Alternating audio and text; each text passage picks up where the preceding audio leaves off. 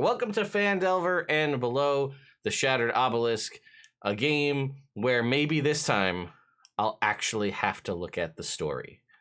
We'll have to see. I will give you a quick recap of what happened last time, which could be just summed up as dinner party meets 1990s kids movie chase scene, which would probably do the best to really sum that up pretty concisely. But yeah, that's basically what happened. The party was at Soot's family home, realizing over the past couple of sessions that Soot is in fact very rich, has a bunch of servants, and her mother decided, let's throw a dinner party to celebrate my daughter and her friends. 1, coming here to visit. 2, dropping off an owl bear for us to take care of. And 3, slaying a dragon. So as such, the party came out and had to go and endure a variety of fun games, or seemingly fun games, until the very end that Soot's family put together. Everything from guessing games to taste testing and 3-card Monty and things like that. And then it ended with a owl bear sort of like training situation, which went downhill when Richard the owl bear was spooked by some fire and took off on a rampage through the family home. And we got to bust out the chase mechanics, which are fun. I'm sincerely hoping for a better revised version of that in the upcoming Dungeon Master's Guide that'll be out later this year. Because those fun little one-off mechanics, I think, are some of my favorite parts of Dungeons & Dragons. And I'll ask everybody here in the chat, and then all you here in the game, I personally find like stupid little mini games within the game as one of my favorite things. And it's dumb because we're here to play one game. And I'm like, no, screw all that. Let's play with this other stupid little mechanic that I made up. Like, this is my mechanic for the slot machine and it's 3d6 and this is how you do it. And I'd be like, I love that. And I don't know if other people enjoy it as much as I do, but I think it's super enjoyable, mainly because like if we didn't have that, then it's like, oh yeah, you guys like chase them through the house and they eventually yeah. catch them, and then that's it. Like there's Yeah. no excitement. You don't get to actually play it out. And having those weird, like, we don't know if you'll ever use these rules, but we made them anyway. And here on this page is what you'd use. Like, I don't know. It adds some fun. It adds some versatility to the system. It's fun. I'm just really glad that I don't like rolling dice and losing money, because I really enjoy rolling dice and playing make believe with my friends in an immense amount. So yeah, give me dice games for everything. So you guys prefer kooky mechanics over just like make me an athletics check to see how fast you run? Yeah. Right? Because I like skill challenges. Yeah, they're all good. I like them all. Everything has its place. I mean, the drinking game has been a constant source of a lot of fun. It's like we've all played a lot of just like straight up combat. Like, throw me something funky in the middle of it. Give me an event to do, or give me a thing to protect, and make it some fucking. Let me roll a d12 for something. Gotcha. All right. Good to know. Well, anyway, that being said, the party ended the session having repenned Richard, and then as they went off to go to sleep for the night, one of the meals, or one of the weird eccentric show off how fancy and rich we are, where we have ingredients from other planes, 0G mashed potatoes, things like that. Soot's family had one of these that pulled forth a memory, a forgotten memory of each of actually all of the characters rolled in such a way that they will in fact remember one of those memories that had since been lost.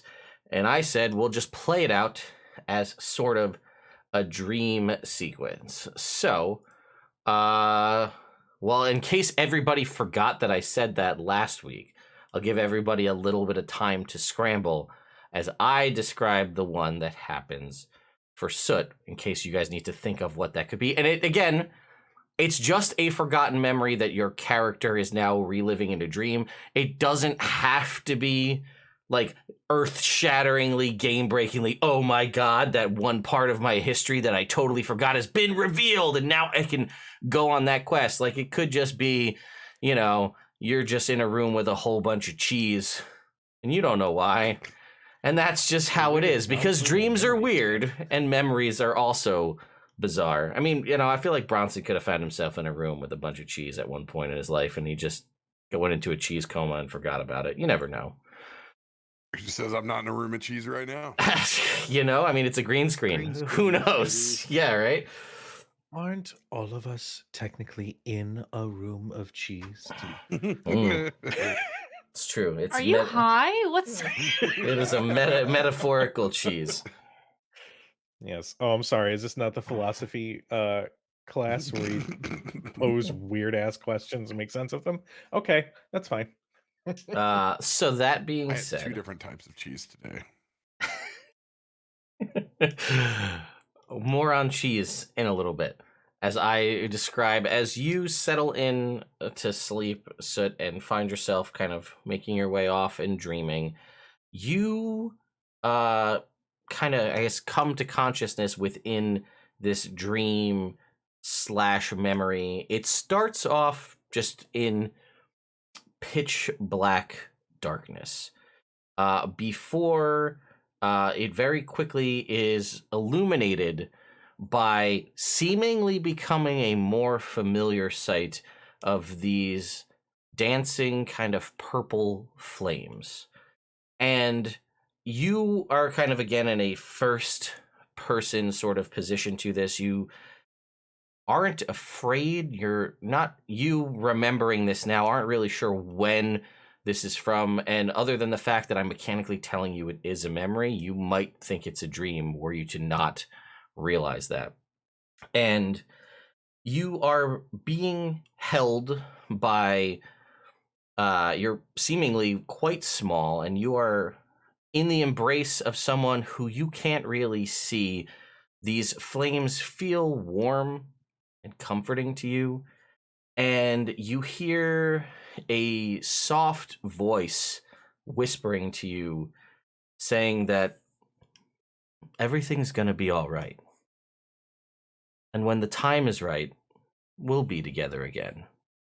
And as you kind of look up to try to see the voice that is speaking to you, there is kind of blur. The image isn't very clear, but there is some sort of kind of paler face kind of illuminated by these flames. And again, you can't really make it out clearly.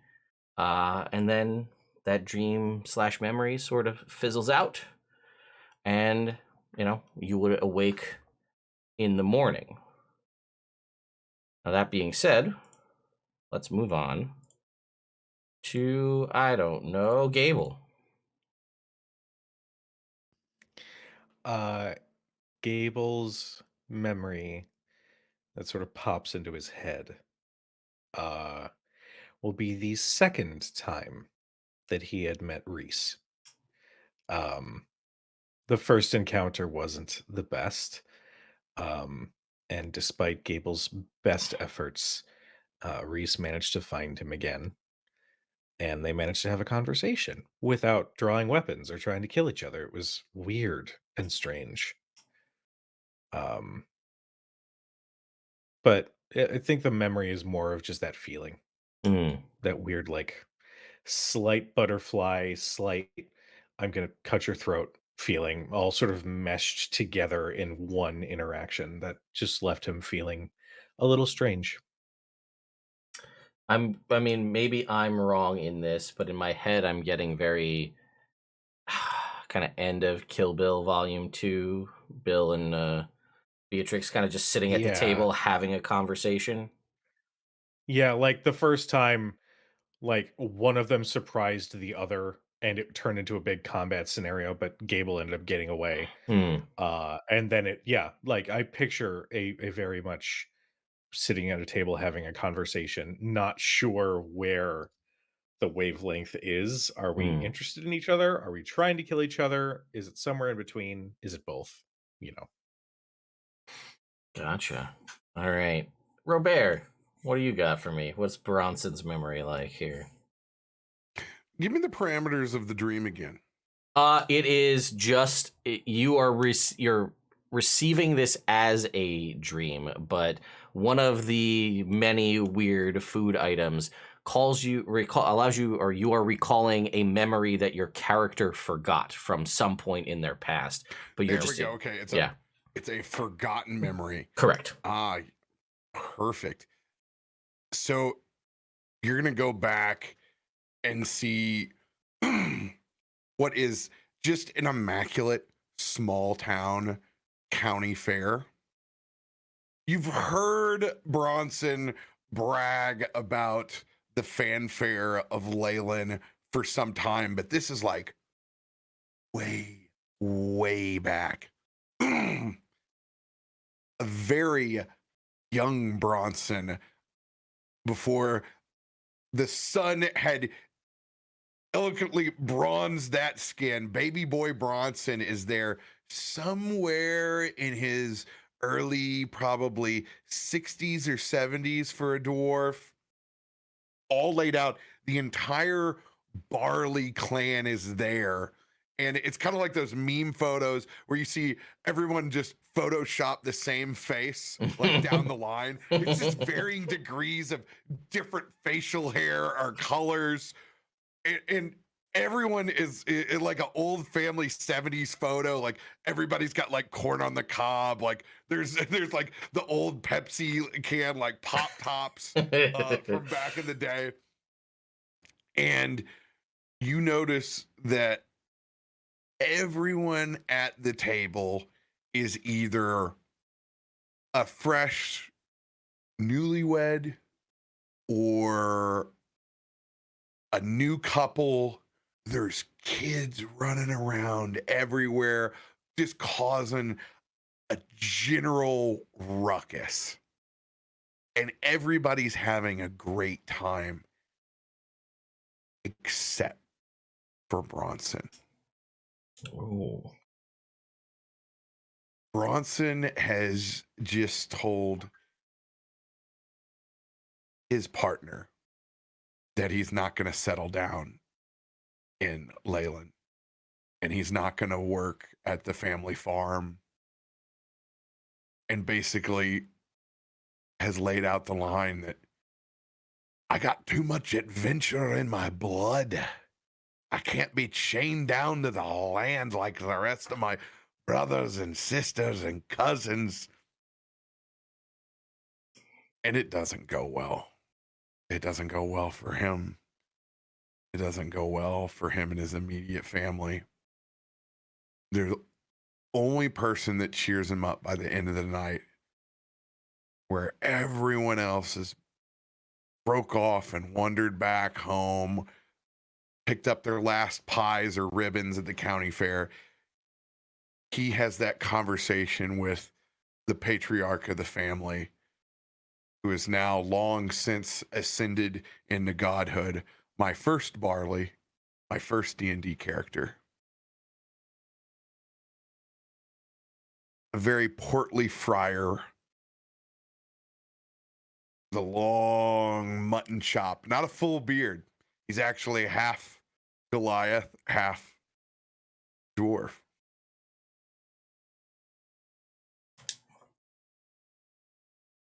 Grandpa Barley, what am I supposed to do? You've done it all. You've had the family, you've adventured, you come back. How do I have all the time in the world to get it done? And he's going to slide him a full mug of ale. And he's going to look him in the eyes. Well, Bronson, you don't. You have to make choices. You'll make time for what's important in your life.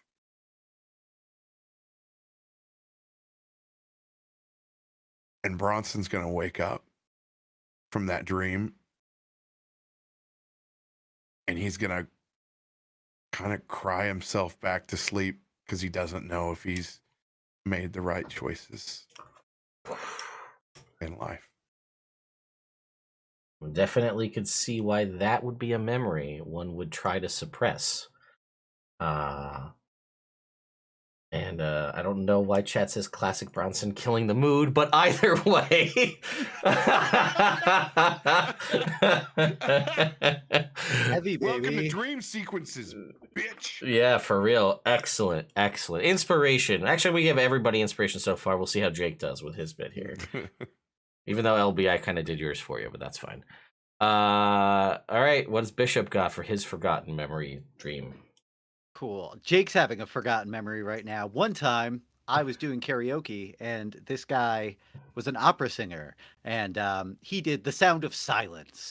And the whole time I was like, wow, this guy's incredible. And then I was like, sucks to be the guy up after him. And it was me. And that's how I feel now. Yeah. But okay, so Bishop's memory is when he was about 4 years old. His older sister drags him up onto the roof, and she pulls out from her shirt like a big baguette that she had stolen. Her parents were arguing downstairs, and they were laying, in their little bedroom together. So she pulls him up. There hadn't been a lot of food lately because Bishop's dad had just lost his job. So she brings him up to the roof while they're arguing, kind of to protect him from having to hear everything going on. Their younger siblings downstairs sleeping through it. And she splits it in half and gives him some like Aladdin would. And then she just points out over the ocean and, at all the ships and says, one day I'm going to be out there and I'm gonna leave all this behind, There's nothing for me here. But you gotta toughen up, kid, because it's not nice out there. You gotta take what you're gonna get. And Bishop remembers this, but not like that previously. He didn't realize how desperate things were, how threadbare everything was, and he always thought of his childhood as happy, but maybe there's a bit of rose tint to his glasses where maybe he was a little too skinny and, maybe things were a little bit too tight for a little bit too long. Man. Yeah, thank you. All right, Jake, you can also have inspiration. God damn you guys. I want to hug the shit out of you and you're too far away, damn it. Yeah, I know. It's so good. All right. So, again, those arrive to you in the form of, dreams or late night thoughts as you kind of find yourself in between in the wee hours of the morning. Morning will come around as it normally does. Now, presumably, most of you would be in the beds you went to sleep in, and there's a trinket of some kind. Who is it? Oh, Bishop. Oh. Bishop getting a trinket. I could have sworn it was going to be for Drew because it had nothing to do with him. Don't say his name. They're going to forget about him. Oh, that's true. All right, go ahead and roll me a percentile. We'll see what you find randomly in Soot's house when you wake up in the morning. I guess I'll just take it. That's what my dream was about. 83. 83. This is so stupid. But potentially ridiculously useful in the party that you find yourself in. Are you ready? You know what? Wait. Stanley must have in the night saw the situation you've found yourself in, how well you tried to, do your best to win over everybody here at the party. And he said, he leaves a little note that says, I thought you could make use of these. And you have a pair of pants that warm up when a creature within 10 feet of you lies. Let's fucking go. I have the weirdest assortment I know of you do. tribe stopping accoutrement. I'm like, Can you Batman. can you list them for us if you would? Sure. Yeah. Let's see. I have this new pair of pants, a pair of shackles that only lock if the wearer is guilty.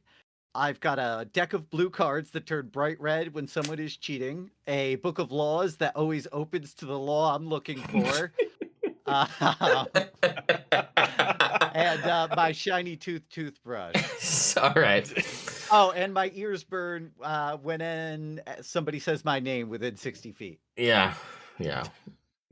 Skin. That's Classic. not my name. That is not your name. All right.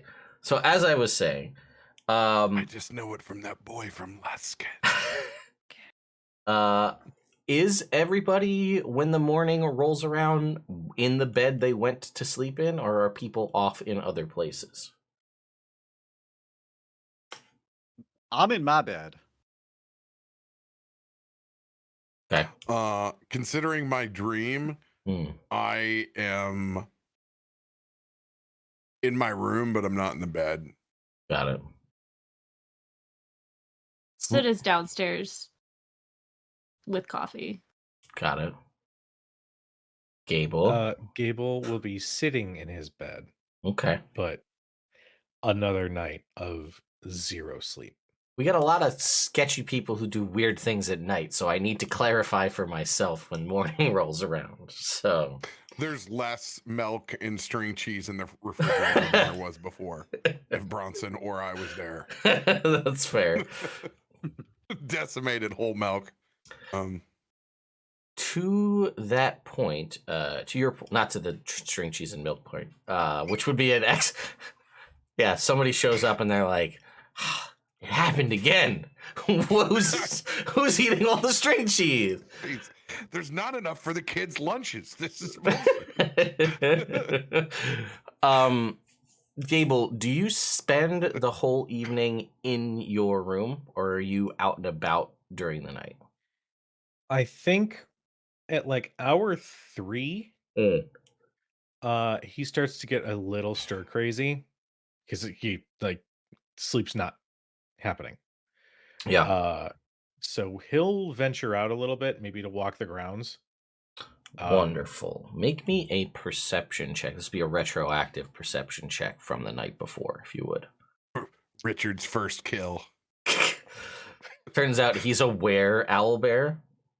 He turns into a person on the full moon, and then he just goes on a murder spree and turns back into an owlbear. M. Night Shyamalan. Heart out. That'd be wild. You guys, that's freebie for the internet. Enjoy that. That is an 18. Okay.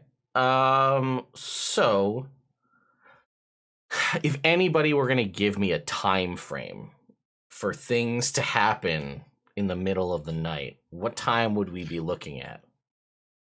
Oh, 3. It's always the witching hour, dude. Yeah. 100%. It's always sometime at 3 a.m. All right. So at 3 a.m., while wandering the grounds, with your 18, you will notice down by the old Greg Grouper pond that you're so familiar with, Pond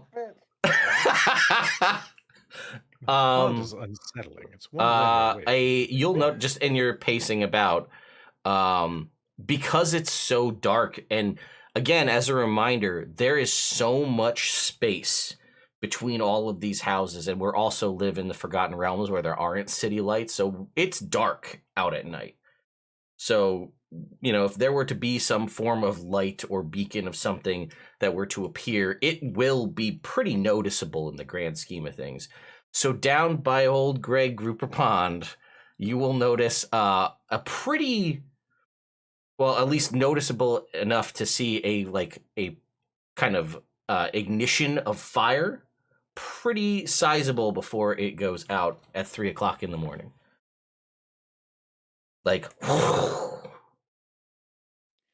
he's gonna pull his hood up, okay, on his cloak, and he's gonna go and sneak closer. Now I do have dark vision out to 60 feet. I don't know if that is gonna help at all. I mean, well, it can't hurt. Let's start there for one. it is pretty open. You've traversed this, so if there are things out here, it's probably, unless it's very good at hiding or has like invisibility or something, it's probably not going to be able to get away because there's so much open land. As long as you can see, you'll probably be able to figure things out. But that being said, go ahead and make me a stealth check if you would. That is a 22. Cool. And if somebody else would go ahead and make me a perception check. I'll Okay. do it. Not you. Oh, okay. Bishop just got a flamethrower and he's just like, look at this. Wow, they have all sorts of good things around here. 24. Wow. And you said you got a 22 on your stealth? Yeah. All right. So, well, we'll just have to play this out. As you're doing what you're doing over here, Soot, you will see with a cloak hood up, sneaking closer in the middle of the night, is a Gable. Gable, you see sitting on a rock with a book in her lap. You see red soot with flame produced in her hand as she is writing. And as you move closer, there's a moment where she like stops writing and the flame goes out and you kind of hear the book close. And she looks over at you. Oh, it's just you. Always just me, darling. Couldn't sleep? I should ask you the same thing. I don't really sleep. I guess I could, but it feels like a waste of time. Why is that? Because I only have so much time when I'm here. Care to share what you were writing? I don't want to pry by any means. If it's too personal, I will retract my question. It is as private could be. Understood. He'll kind of give a wide berth as he kind of wanders a little bit closer. It seems you and I also have the sleeping problem. Is the bed too comfortable for you? I've grown so used to these cots and bedrolls that sleeping in a proper bed just feels uncomfortable now. I blame Bronson. I see. Did you have fun at the party? It was an experience for sure. Being around the upper crust, it's been quite some time. But it was nice. Bit strange, though. Do you ever feel like you're being watched? And I don't mean because you're trying to gather attention.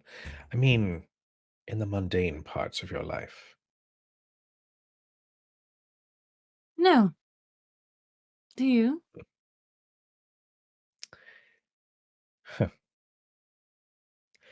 Perhaps a little. I don't know. Perhaps it's the sleep deprivation. Who knows at this point? Yes.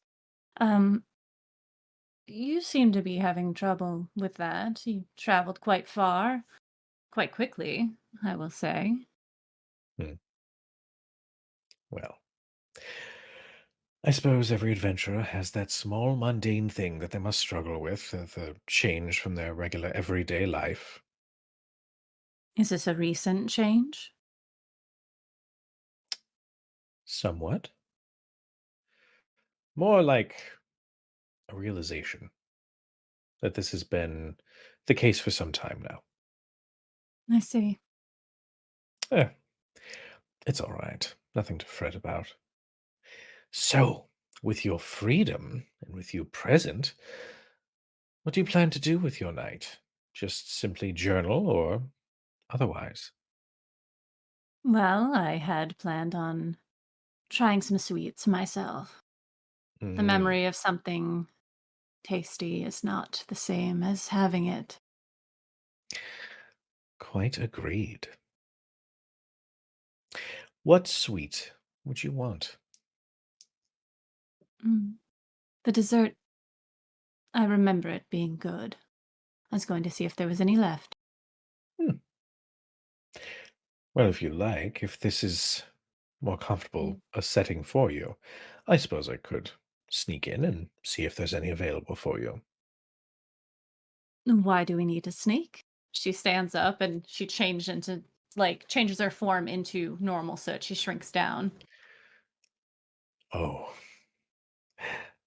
right. Well, lead the way. Of course. Okay. Mhm. Whew, Uh-huh. okay. Uh-huh. No. Whew. Soot will walk back up into the house and go into the kitchen, find the plate of leftovers, and sit down on the counter, eating kind of right out of the what is left without a plate. Mm. Would you like some?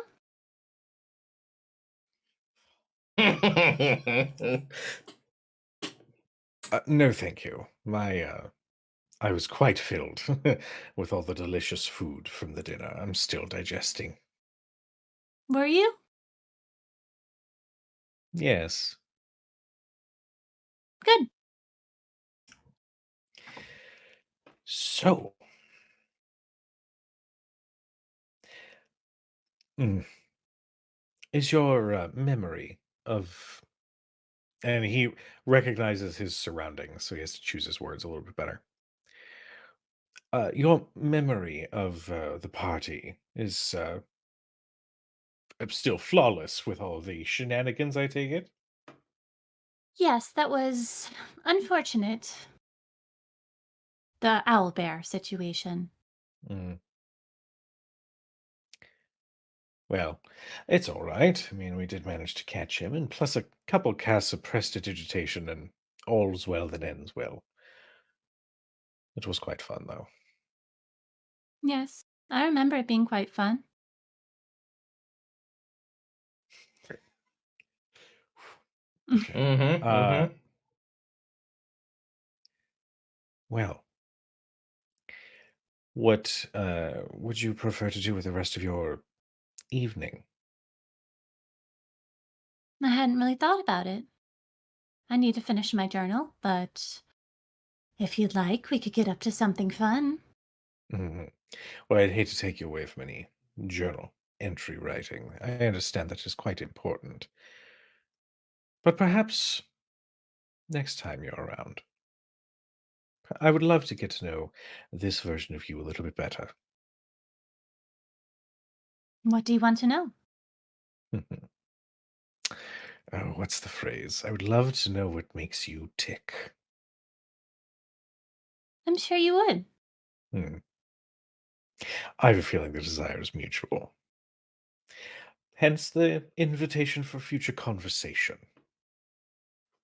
Hopefully, I will not be designated to the dark anymore, but that's not up to me.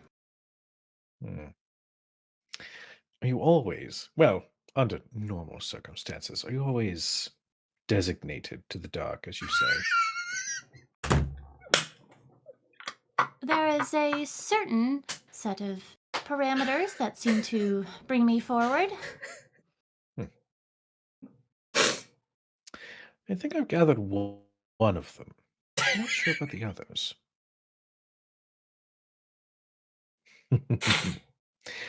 Like I said, I don't mean to pry. It's merely a friendly curiosity. Yes, friendly. We are Of friends. course. Of course. The invitation for your questions is always open as well. Hmm. I have so After all, many. I'm trying to get to know you. You feel free to want to get to know me. This ex of yours, Hmm. I seem to remember very vaguely about a mirror that you had. Yes, it's a wonderful little charm. And he'll produce the mirror. It shows you the face of the last person who attempted to kill you. Mine is not just one face, it cycles between many. But yes, Reese's face is included. Do you show her? Yeah. Oh, I see why you liked him. He is very handsome. Yes. Unfortunately.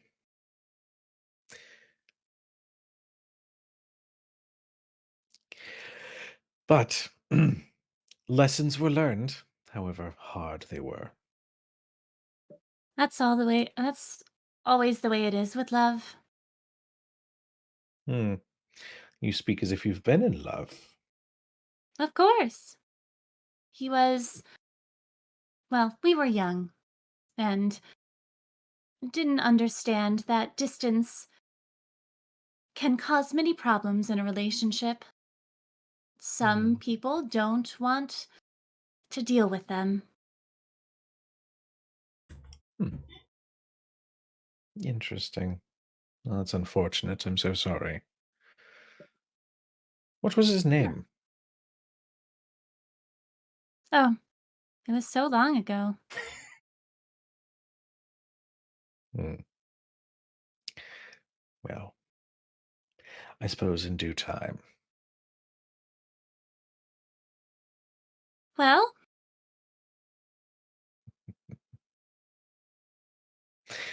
Well, this has been quite wonderful.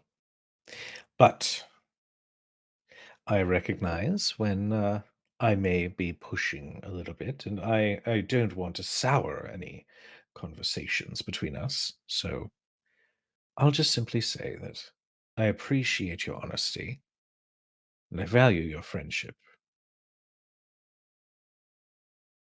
as do I. I'm going to go up and see if I can't catch any of that sleep that everyone seems to be talking so much about. Thank you for being so kind to Soot, to us. She needs protection. Hmm. I believe that is the first you've ever hinted that Soot is not your name.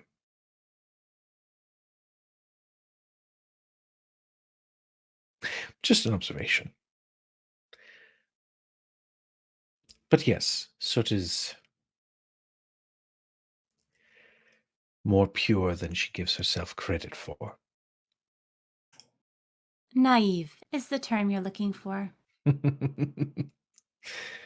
Perhaps a little naive. But I will admit Soot is quite possibly the reason I'm still around in this group. Why is that?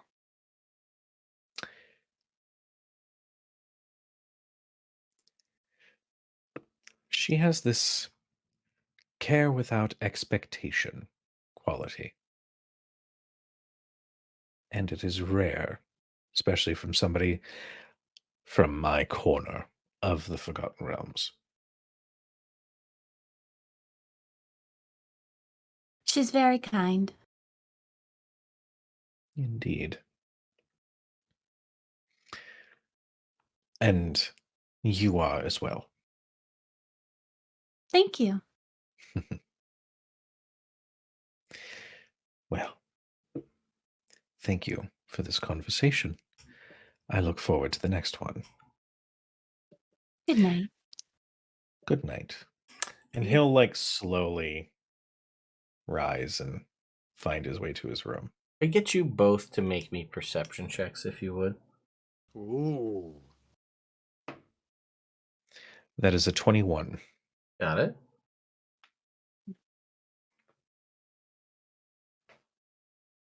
15. Okay. All right. Let me pull up one thing. Okay. Sorry. Oh, love triangle. I never knew existed. Gable with good suit, Bishop with bad suit. Oh no! God.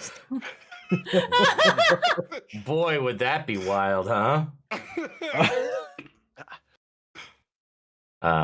Just blushing personally. Oh man, this is taking forever to load. Game. Just think how much quicker it'd be if you shut up. put together. Shut up, bro bear. And you could pay somebody to like do that for you.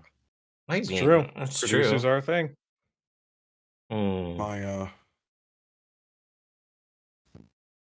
Oh, I was thinking putting his new computer together. Yeah. Well, that's what he meant.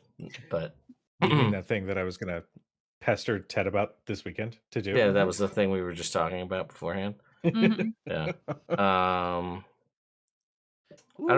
Out of curiosity, get Bronson to make a stealth check if you would. Not at disadvantage. Just a straight up roll. I'm just curious.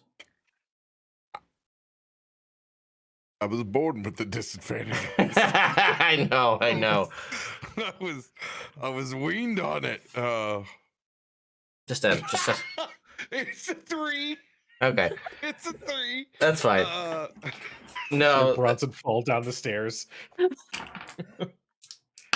Yeah, no, I just I'm gonna let it was just an idea I had in my head, but I also figured I'd have that, and then I'd also make a percentile roll. I was like, what are the chances that I could have one, you guys fail a check, Bronson succeed a check, and then a percentile roll that he's getting string cheese out of the fridge when you guys come in, and he just like ducks into a cabinet, like he's just eating string cheese in the cabinet.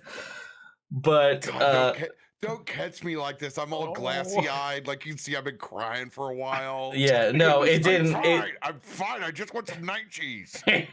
No, it's all good. Nothing happens that you know of. Can't see Santa Claus like this. Can I get? We did actually. Can I get Gable and so any percentile rolls because we got extra trinkets thrown in there in the midst of everything. Oh, thanks. Ooh. My mom used to harass me for years for one time openly being very upset and having to come to family dinner upset and then pestering me what I was upset about. And I lied and I go, I'm choking on a piece of chicken.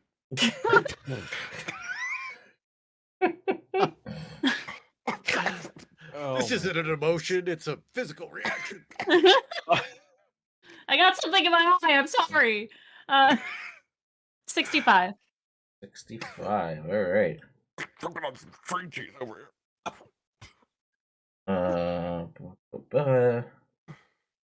All right. Let's see. Boy, these are weird, huh? This, I'm gonna have you roll again because I don't feel like that makes a lot of sense given what we've already established for your character. So 77. 77. I don't know. Maybe Stanley's on a roll tonight. Puts it in the wrong room, perhaps, but it's a cookbook labeled 101 Ways to Prepare and Eat Good Berries. Yo, let him cook. Can I get? Wow. And what about for Gable? 92. 92. Oh, all right. This is such a very Gable thing to have. All right. It is a wrist. I don't know what Stanley really just tried to get an idea for everybody here, I guess, except for Bronson, because he just made sure there was plenty of night cheese. Who knows? A wrist-mounted hand crossbow. It folds up and out of the way for easy concealment. Yeah. Assassin's Creed style. That is pretty awesome. Okay. All right. Right. Now that our series of a very long amount of things that have happened overnight we'll get to the morning now, back to where we were before all of these retroactive rolls have happened. Yeah, it is early morning. Everybody's now back in their beds or downstairs having coffee. possibly reviewing a journal, which was written to them the night before. What would you all like to do?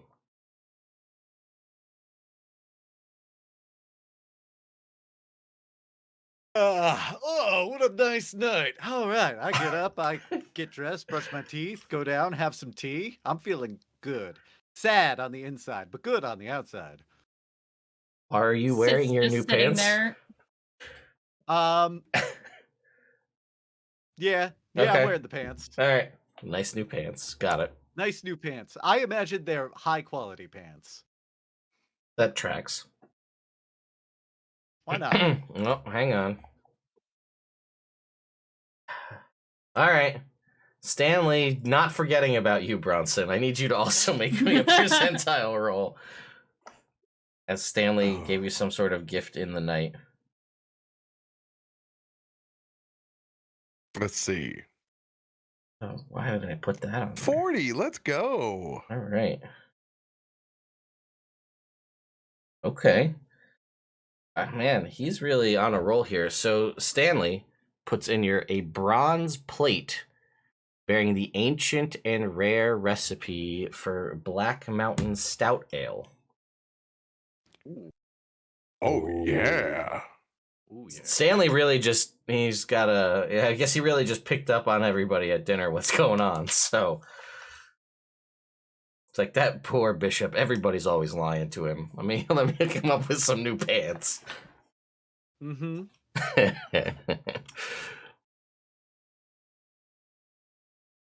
Stanley needs to meet with Tilverton. They'd be unstoppable. Oh, no. Hey. I ship them anyway.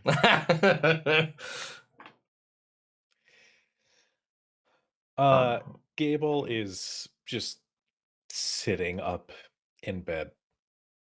Not a wink of sleep. He's just remained sitting there, just wondering what is going on. All right. Yeah, you can hear the bustling of servants and other people out in the hallway moving around, and some people are kind of milling about, so He'll take a moment and mess with his fur so it looks like he has bedhead. And he'll look in the mirror and kind of push up his eye a little so it looks like he's half asleep. And he'll start wandering down the stairs. So it looks very sleep deprived at the kitchen table. Just holding her coffee cup directly in front of her mouth and has her eyes half closed. Good morning. Oh, hi! Did you sleep well? I did. That bed is perfect. Good. Did you? No, not great. I mean, I slept enough, and then I had a weird dream.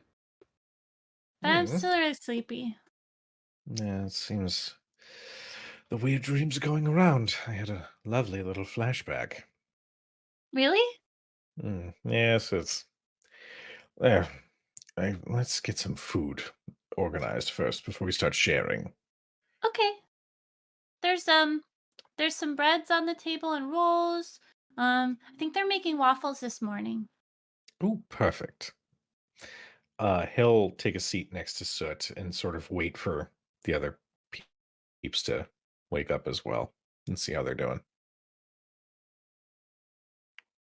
I'd say it's, did Bishop...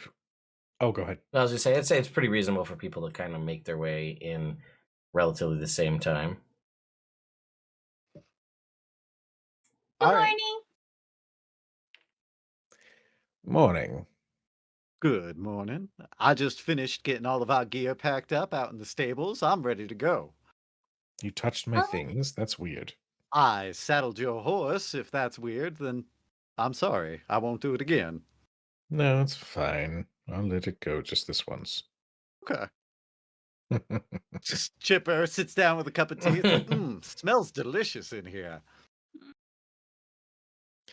You did wonderful last night, Bishop. I know I give you all sorts of trouble, but you actually did rather well.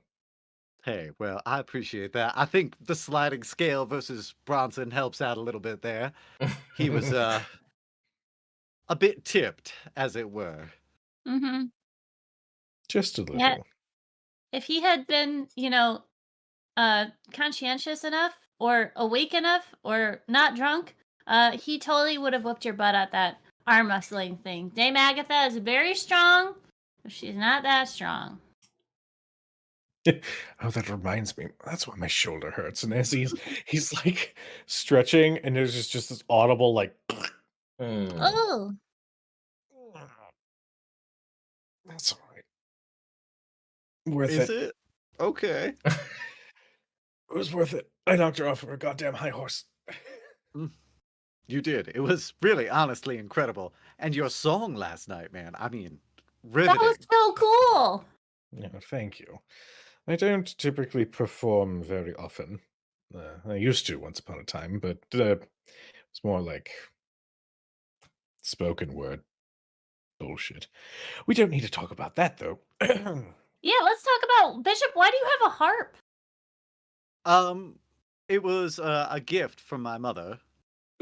Oh, do you play? Not well. I know a couple chords, but nothing seems to come out correctly. I do plan on practicing, but it just time seems to float away. Hmm. Well, there's no time like the present. That's true. And we're all ready to go. Except for Bronson. Where's Bronson? Hmm. I'll go fetch him. You two enjoy your breakfast. And he'll sneak away to find Bronson's room and just knock a couple times.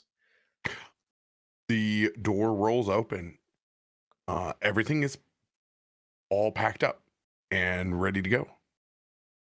Oh, you're already awake. But he is not in the room. Ah, I take back what I said. Bronson? Bronson, you won't believe it. I managed to introduce our beloved bishop to some spices. There's just a half-eaten piece of string cheese on the nightstand.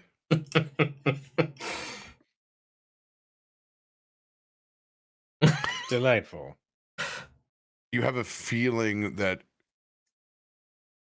Bronson may have fallen asleep eating it. He's not a cheese left behind kind of individual. I feel that. No cheese left behind. Mhm. There's the next shirt. All right, I'm writing that one down. I peek under the bed. He's not there, and you notice that he's definitely somewhere in his full armor and regalia. His hammer and mace are gone. Weapons are all gone. Just everything that's packed up is just extra gear. This went from, oh, he's probably passed out drunk, to, oh, no, there was a decision that was made. Gable is going to full on go into like investigator mode to try to track down Bronson. All right. Well, would there be, I mean, I obviously know Bronson, wonderful house guest here cleaning stuff up. Would there be any telltale signs of where he might end up being? The small ass, the little baby donkey. Well, not baby donkey, but Flash. Flash. Flash, a grown ass donkey, is definitely gone, and has easy trackable tracks, like Oh. on the land. Is it still on the grounds of the estate, or has he left? It looks like it's just on the estate. Oh, morning Okay. ride. Gotcha. Clear your head. How long you gonna spend like outside? It's kind of like tracking it. Gable recognizes that this is new, and you know, as you said, never leave never leave a half-eaten cheese if you have the option. So yeah, he's gonna devote some time. Question for Soot.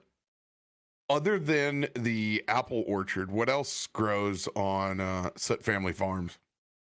There's plenty of like greens, probably a squash patch and citrus trees. That's how rich they are in Faerun when they get their citrus trees. No important from Cholt. We grow them right here, baby. Gable, you're going to see Bronson on donkey back with several bushel bags on either side, and he's going to be with a handful of the estate workers, as Bronson has spent sunrise going from field to field and giving prayers to Shantae and consecrating the ground and talking to the workers at the various parts of the farm, and coming in with the essentially the fresh catch, the anything that was ripe and ready to pull this morning. In particular, with the citrus fruits, he's had on his mind if everybody could get a good fresh squeeze OJ this morning, he would be a happy man. And with it cresting in to season, yeah, we'll pick up some from some fresh squash. Definitely. Gable. Oh, go ahead. You'll see him bite into a big, juicy Honeycrisp when he pulls up. Morning! And here I was worried about you, but it seems like you're happy as a clam out here. No, just best morning spent in self-disgust, putting that to good use. Self-disgust? Made an ass of myself. Oh, please. Not you, Flash. No. Just at every party with upper crust, someone ends up playing what I like to colloquially refer to as the life of the party. It's fine. I'm pretty sure I made insinuated that such parents made poor decisions and put minors at harm. That's not exactly the impression I was looking for. Well, if that is a concern, you're already taking steps to fix it. I mean, look at you. You're quite literally filled with food all over you. It's impressive and kind of endearing to see. Well, it's what I should do normally and shouldn't be expected as anything extra. But Bronson. Some good self-loathing can often be turned around and put to good use. Well, continue to do what you must, but just know that you're harming somebody I've grown to enjoy being around. That's you. Insight check. Are my pants warm? You're not 10 feet away from them. I know. I was kidding. I'm not kidding. I need you to ask that question as many times as you It's going to happen a lot, I can tell. 17. I can't. Ooh. Gable's not lying.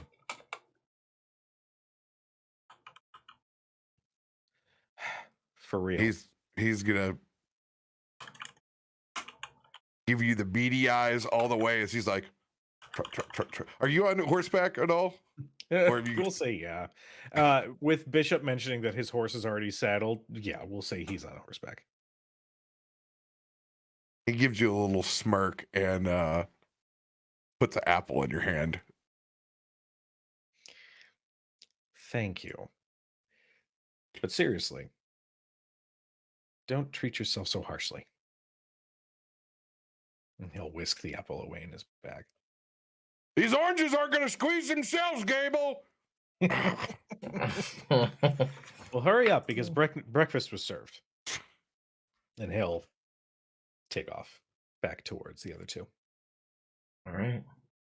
While this is He happening, won't let you see it, but he'll have a big smile on his face. No. While Gable is off searching for Bronson, what's happening at the breakfast table with Soot and Bishop?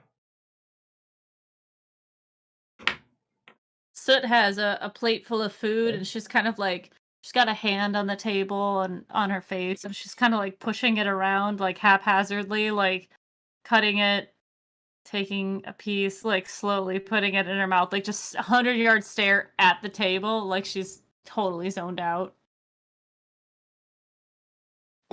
You alright? Yeah, sorry. No, I just didn't sleep a lot last night. Well, it was quite a bit of cleaning we had to get done, and then, the party was a bit funky, but it seems, honestly, the place looks the same as it did yesterday beforehand, so I guess no harm, no foul. Yeah, they did a good job. And we did a good job too. I thought so. I had a wonderful time. Yeah, I think it went better than I thought last night. Yeah. At parties like these, I've heard, there's always somebody who kind of goes a little bit too hard, and, it's to be expected. Thanks for cheering me up last night. Yeah, of course. Glad to be here. And these waffles are just so damn good. Yeah, so We don't fluffy. have, we don't carry enough sugar, I think, on the road, Oh. or some Mhm. maybe, do you think we could get a bottle of the maple syrup to go? Absolutely. Mm. You know what? Also, Stanley is probably the best, most intuitive butler I've ever met. Stanley. Stanley. The tall one, right? Yeah, he's tall, pretty thin. He's got the snaggletooth, but it's kind of endearing after you get to know him a little. Yeah. Stanley. Sorry, sometimes it's hard to keep track of them. Yeah, there's got to be 100 people here. Yeah, I'm not. I don't think I'll ever really become the matron of the house, but I don't need to run the house, so I have trouble remembering names. But if I ever do become the matron of the house, I'll have to remember everyone to manage the household. Yeah, that would be your job. Now it's Mhm. not. No. We just got to go find Gundren and figure everything else out. Yeah, I think it's time. I think so. But hey, cheer up. You didn't sleep well? Didn't get much sleep? No. So I've been kind of letting Red Soot out sometimes. Okay. Because I kind of feel bad, and also because I think she's got good insights and stuff, and we've been communicating, and it's been helpful. So she asked if she could come out more, like, not at night when everyone's asleep. Oh, well, I mean, I don't know how to deal with the psychology of two people sharing a body. But if it's comfortable for you, then I guess it's probably okay. Plus, how long does she stay out for? I don't know. I don't have, like, a timepiece. I just know that I lose time sometimes. Okay. Where did Ted go? I don't know. I'm still here. And also where Ted might have gone. Okay. Okay, cool. I haven't Good. gone anywhere. That's great. We were all worried. Mm-mm. Mm-hmm. Our own personal Stanley. We wouldn't want to lose you. That's Yeah. fair. I don't. You would know better than I would about how long she's out for normally, because you've experienced her, and I haven't. Yeah, that's true. Just a couple minutes as far as things have been so far. So, you do you. We'll support it. Well, yeah. I just want to make sure you guys are comfortable with it before I do it. Yeah, it's It's party business, of course, but it's also, your decision. I'm not going to tell you who to be. Yeah, I'm just checking. Okay. But, I mean, I like our little chats, so, if it's just another side of you, then I imagine I'd like those chats too. Although, the the kiss thing was a bit intense straight off the bat, if I'm not gonna lie. Yeah, that was weird. Yeah. Sorry. No, that's okay.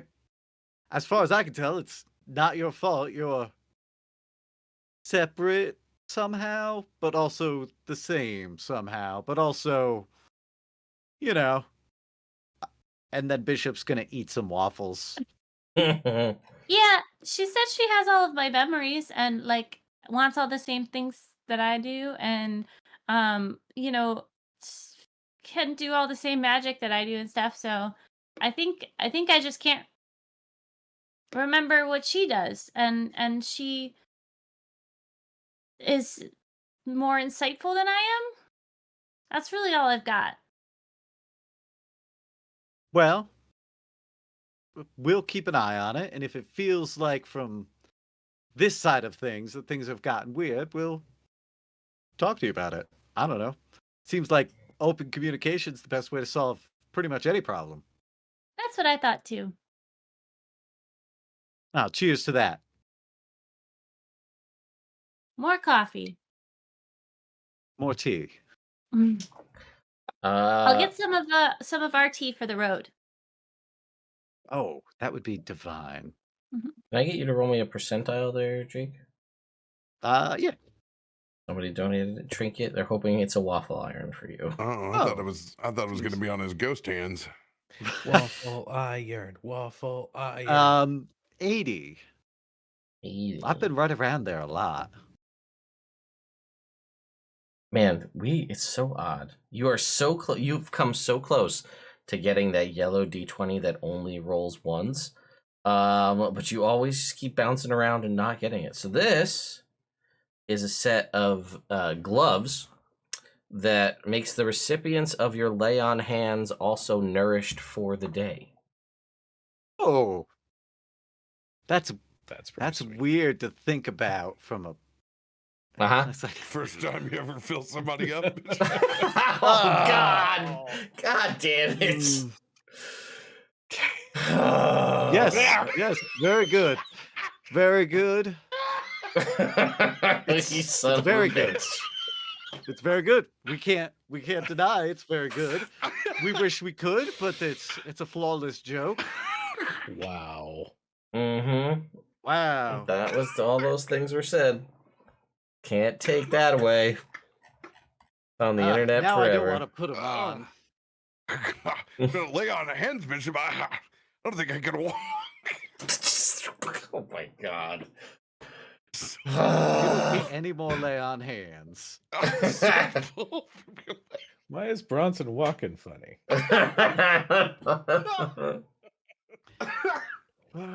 So how D&D tonight go, honey? Oh, it was fine. Every time did not do this. Okay. Every time we get a lay on hands, as the person getting it, we go.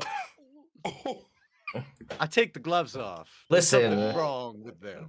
With you guys and you already got a good berry, which the good berry fills you up for the day. You're a bunch of hobbits here. You're a bunch, everybody here, 4 or 5 lembas bread a day after you eat all this delicious food, and then it's like, we're in a combat, let me have a good berry. I'm surprised you guys can even walk at all, anywhere in this campaign. Wheelbarrow me around. Yes, could say, right? Somebody get Tensor's floating disc and we'll just push everybody along, We become the people in Wall-E. Yeah, that's, yeah. Yes. This is early onset Wall-E right now is what's happening to you guys. Space cruise. I don't like that chat had a line that says "feel 'em up, fill 'em up," and I hate that. That's the thing that was said. Ted, that 100% sounds like a shirt that you should never ever sell. But you could make for us. 3 of the people in this chat have a shirt that has a cheesesteak on it. So really, like, and that, for those who are in the know, that's enough said. Anyway, at this point, Gable and Bronson show up with fruit at breakfast. Oh, nice. Yeah, This Morning! breakfast. Good morning. Hi. Wow, that took you a while. Why are you sweaty? It's my superpower. I'm always sweaty. Looks at Bishop. Hey, you feeling all right, bud? Better that I got a little bit of work done. Went and visited the fields and said a few prayers to Shantae, blessed the harvest, and came back with some ripe stuff as well. That's what the kids are calling it these days. That's nice. The kids, that's neat. Well, I got. Who wants some fresh squeezed orange juice? I also would. Well, as he folds over one of the bushel sacks. Me and Flash went and picked some today. And you got some mighty fine good workers out there, too. Mm-hmm. Kevin's amazing. He can do everything. He came back with some of these apple crisps for me, too, while I was in the citrus side. Ooh. Puts that bushel down in the section.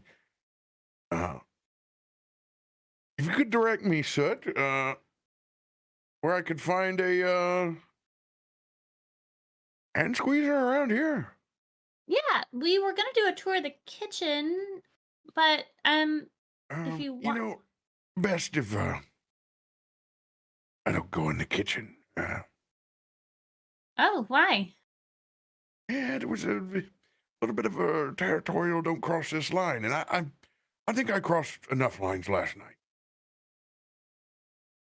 Okay. And you know, while we're on that, I'm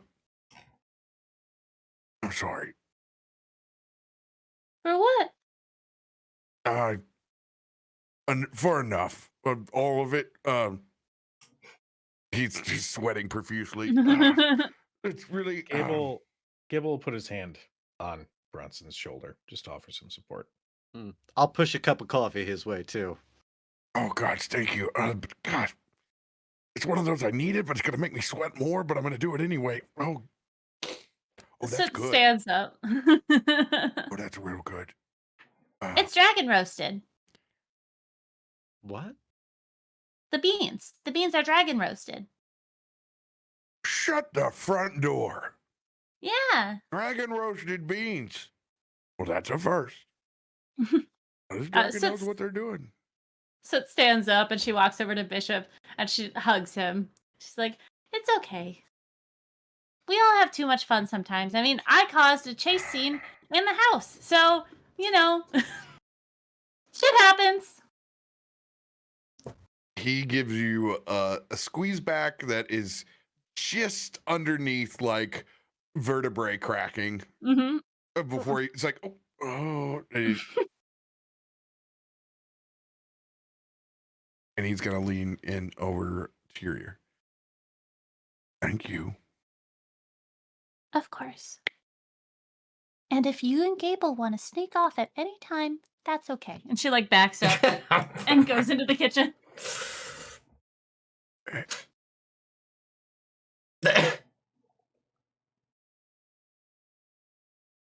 think I'm going to get to squeezing those oranges. Yeah.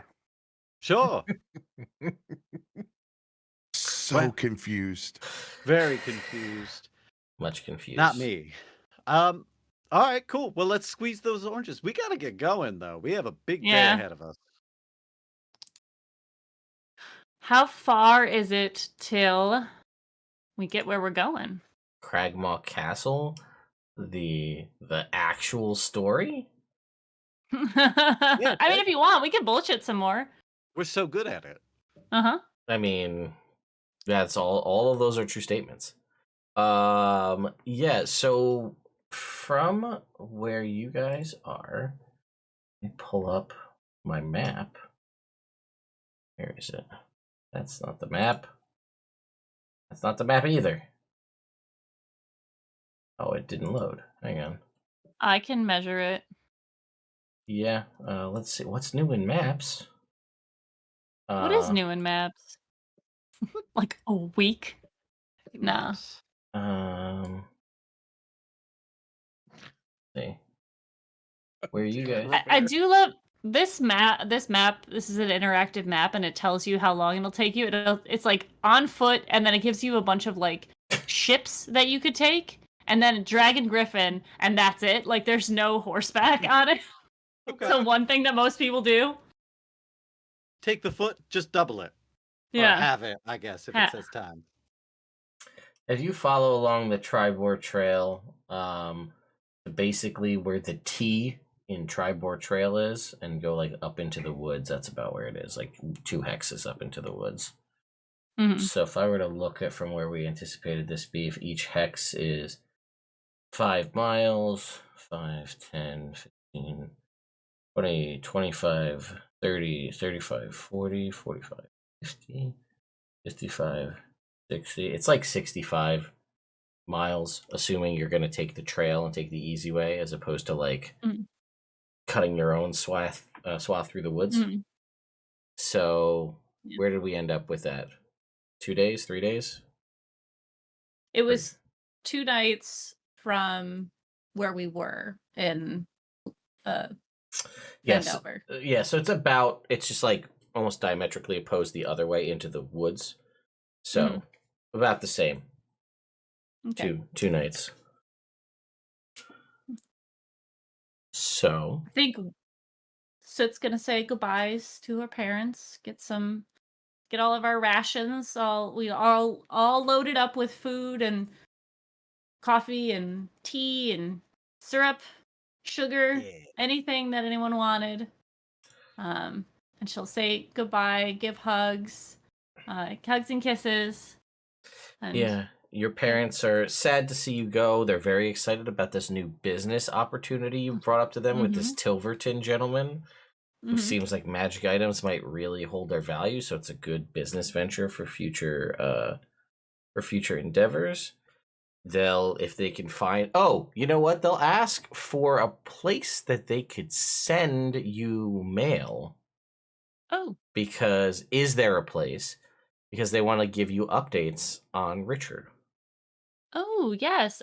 She will tell them to send them to the inn in Phandelver. The Stonehill Tavern. The Stonehill Tavern. That's the one. All right.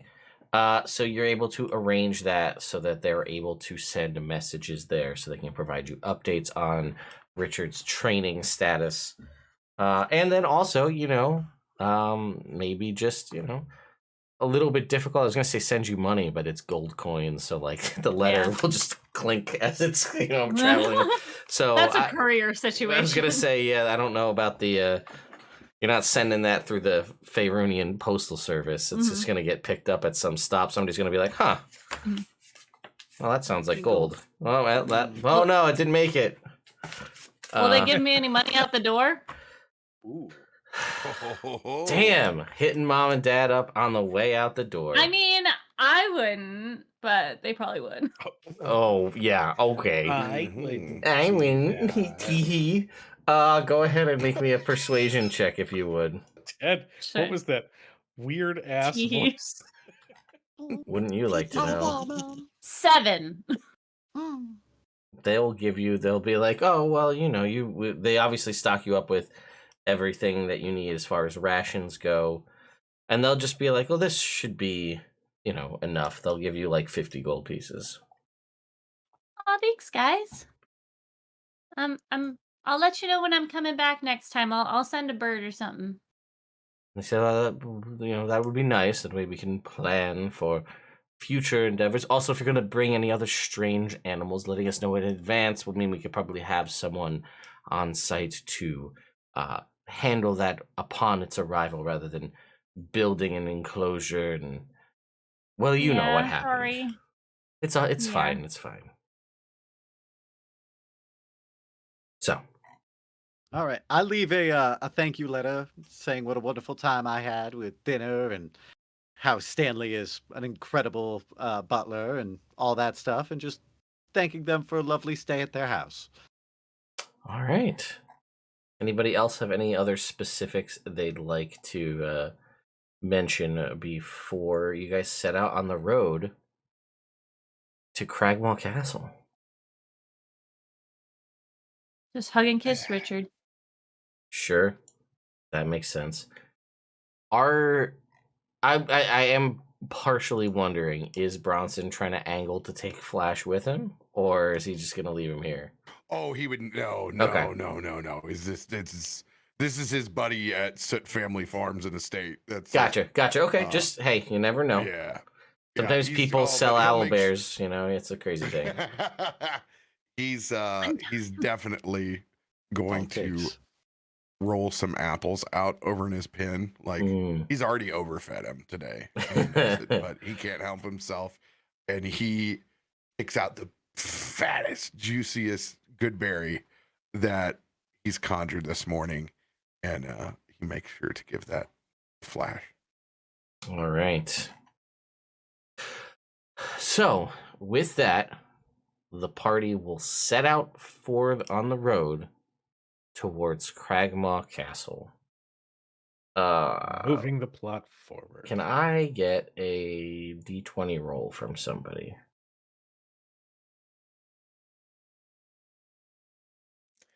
No. Cool. Sadly, nothing happens. All right. I mean, 15. Cool. Nothing happens because that's how Nice. D&D works. I want Ted rules. I'm tired of this. I don't want D&D's rules. I want Ted's rules. Oh, let's get to the place where there's a plot point. Let's go there. Oh, yeah. All right. Well, my notebook with all of Ted rules is in the other room. Mm-hmm. So starting next week. Fucking Bro Bear. Bear is on fire with these. These backgrounds are just they're cutting me up. I can't handle this, man.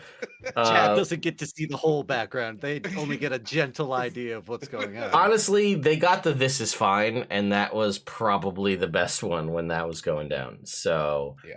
Yes. Okay. That being said, you know what I'm gonna do? Because I want to. Wonderful time, you know. Oh, you know what? I there is an important point of fact. What is the order in which people do watches at night? This is important. Because I feel like you guys have a I mean, at this point, I imagine you kind of rolled into, unless there's a specific thing, I imagine there's probably a pretty standard order in which you take your watches. Sid will take first watch. Okay. All right. I'm an early riser. I'll take last watch. Okay. I'll take second. And I think that defaults you to third there, Bronson, which is fine. Short stick. So, that being said, now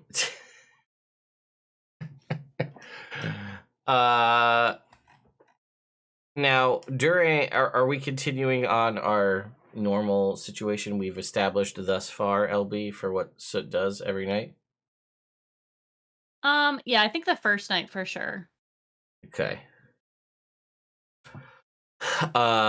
So, are you making an effort to hide this, sneaking away, or how does that work?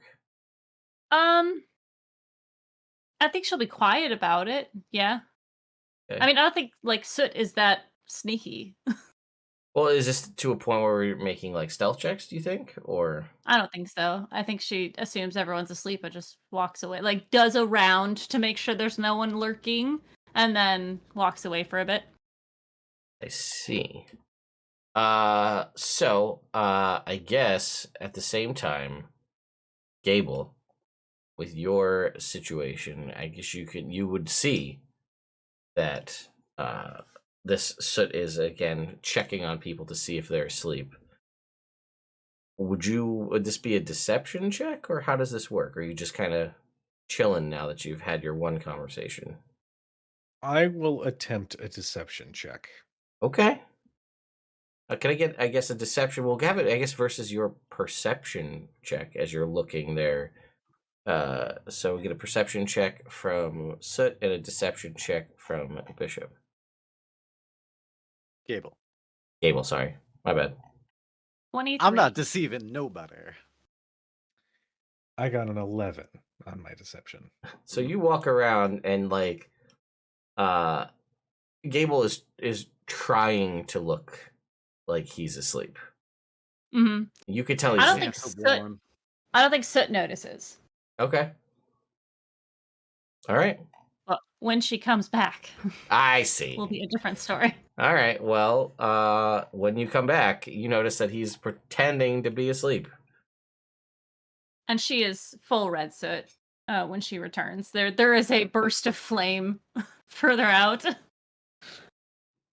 And she comes back and sits down, journals for a moment, very quickly, closes the book, puts it in her bag, and then she is going to go over to... She's going to go over to Gable's bag and start going through it.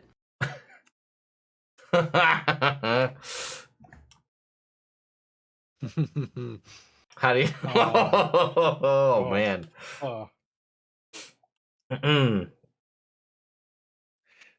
Hold on.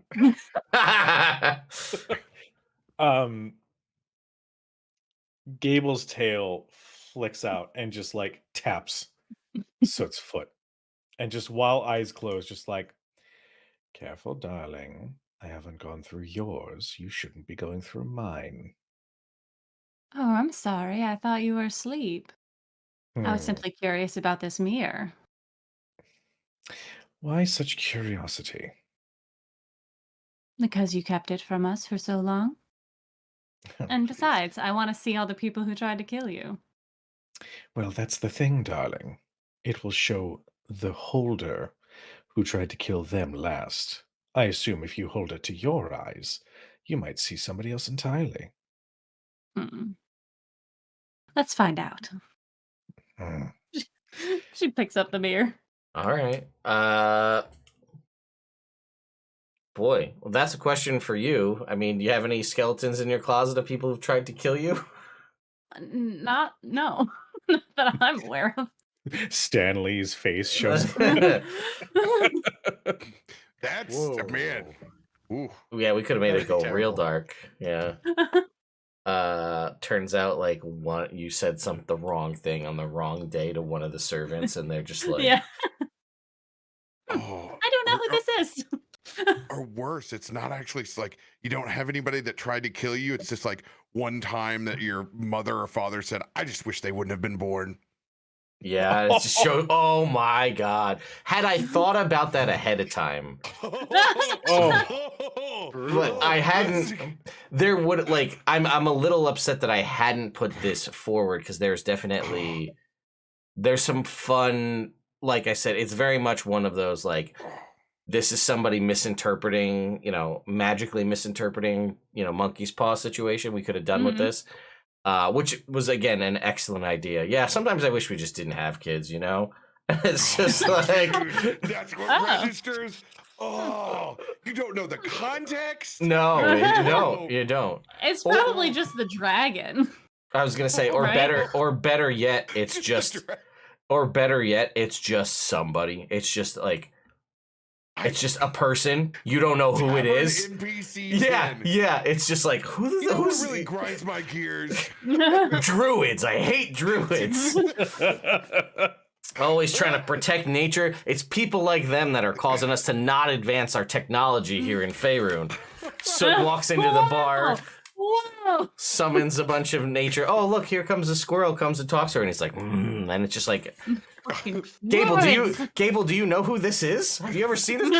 No, I don't. I have no idea who that person is. Weird. So just looks at the mirror and goes, "Who asked?" Oh man, I had a better idea and it doesn't. Hindsight's always 2020. No, I have a really good one for right now, and it doesn't work. Because of how conversations we've had, but boy, oh boy. All right. So I'll tell you my idea, because it would have been wild if it's just like you look at it and it's just red soot, and it's red soot just like it's just a mirror, but it's red soot to like other soot. You know what I mean? Like that would be a wild one too. Like that's. I guess it doesn't work That for would me. change things a little bit. Anyway. Yeah, I guess the dragon is probably, but the dragon's dead, so it doesn't matter. No. Huh. Well, worth a shot. Why are you pretending to sleep? Because sleep has been harder to come by. And rather than cause a big old fuss with Bishop and Bronson, I just decided to play along until I can understand what's happening. Do you sleep at all? You know, I'm thinking of a little game. You ask a question, I answer honestly. I then ask you a question, and you answer honestly. How about upping the stakes? I'm all ears. Soot goes over into Bishop's bag and pulls out the manacles. Oh.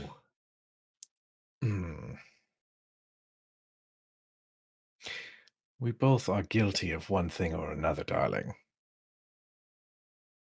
Fine. I will Unless you want accept your to deal. feel Bishop's pants while we play this game to see if they heat up. That feels like some sort of wrongness that I don't want to deal with off stream. Veto. Yeah. X.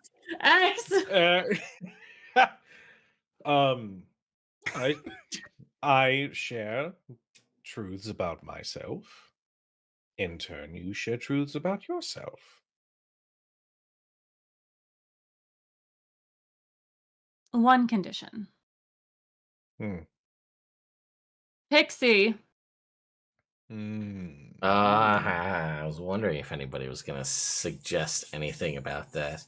And yeah, you quietly appearing out of nowhere, you'll see Flicks pop into existence. Yes, hi. Oh, you've remembered I was here, huh?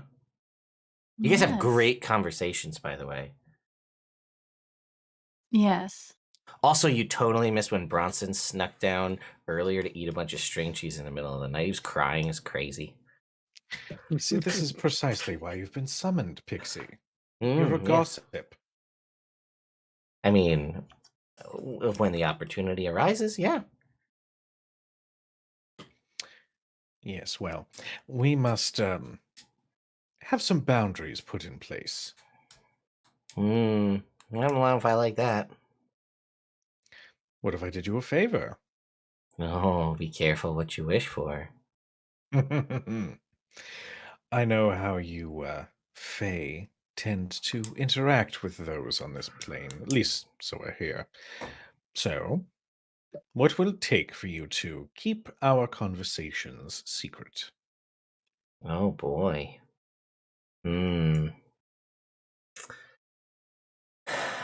Oh, I feel like that's why don't I will make a promise to keep your conversations secret.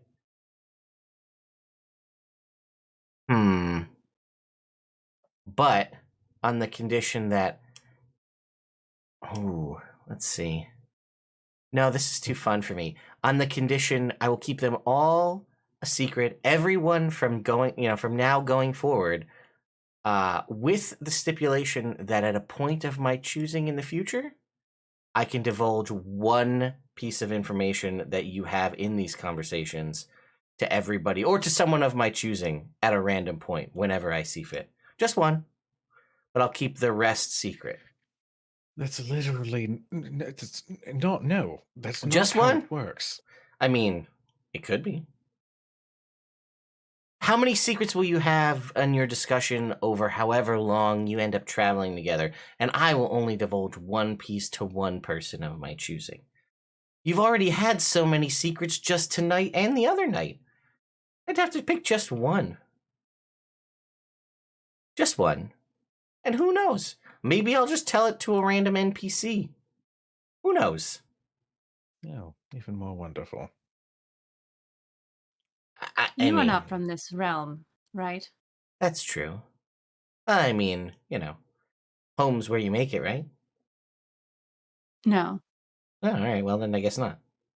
How difficult is it for you to get back to this realm? Pretty easy. How so?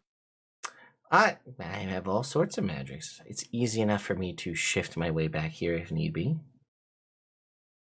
Interesting. I think so.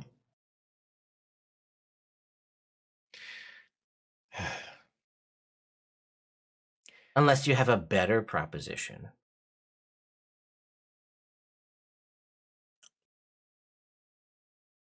Hmm.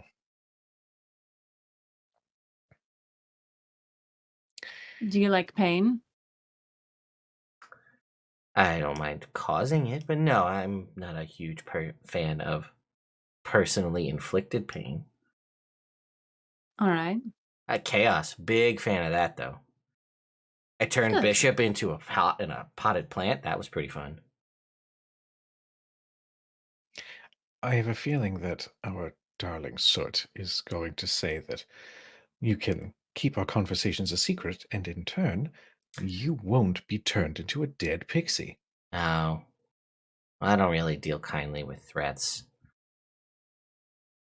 Well, you wouldn't die. You'd go back to where you're from.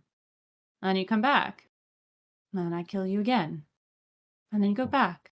And you come back. I And I kill mean, you again. we can play this game.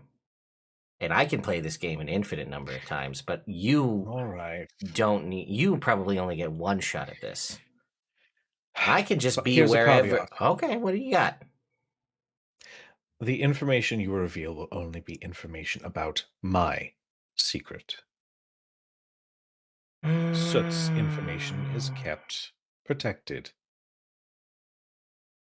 Mostly Fine. because the person whose most of the secrets are going to be about cannot make this bargain herself. Fine. Fine. Now then, Fun. if you don't mind, And she we have a disappears. conversation to get to. She just disappears into wherever she goes, or just turns invisible. You'll never know.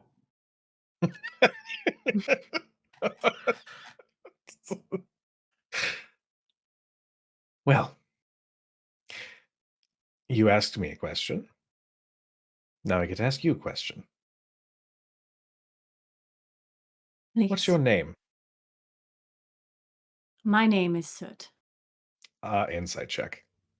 Okay.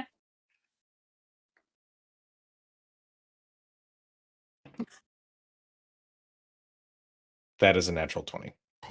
I rolled a 1. Awesome. Yo! Doesn't get much more diametrically opposed than that. I can't show it, but it's here. Oh my god, thank you for all I the see it. subs. I just noticed all those come through. Hi! Hi, guys! Oh, shit! Hello, anonymous Aw. gifter. Thank you very much. Yes. Soot does not seem to be lying. Interesting. Your turn. This crew that tried to kill you. What role did you play with them? I was the face. That makes sense.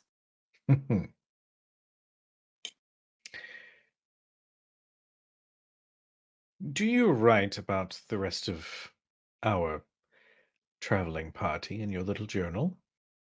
Yes.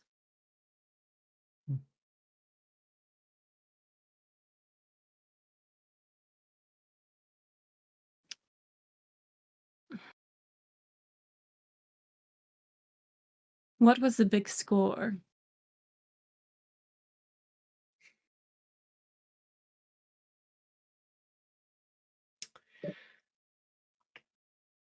It was land.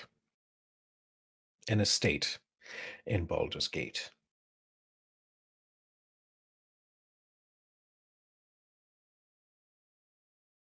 Please.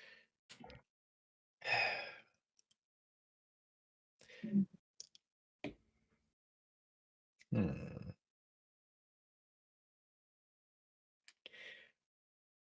What do you plan to do if you ever do gain full control over the body?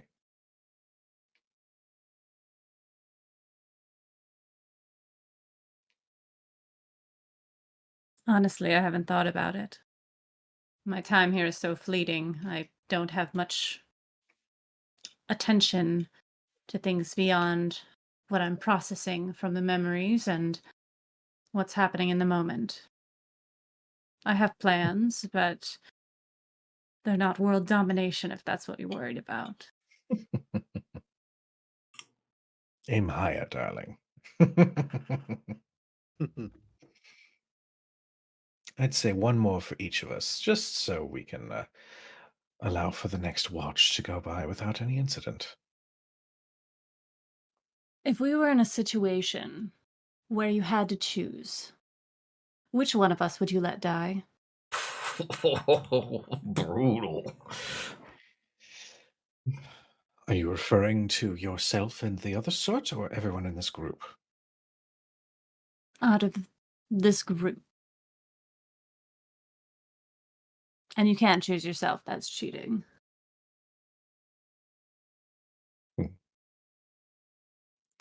Uh, he doesn't mean this as the answer, but he'll just say, the pixie.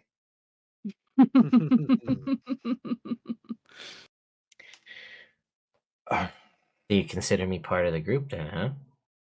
Officially? Not quite. You have my vote, but I don't know about the others yet. So then you're cheating on that one too.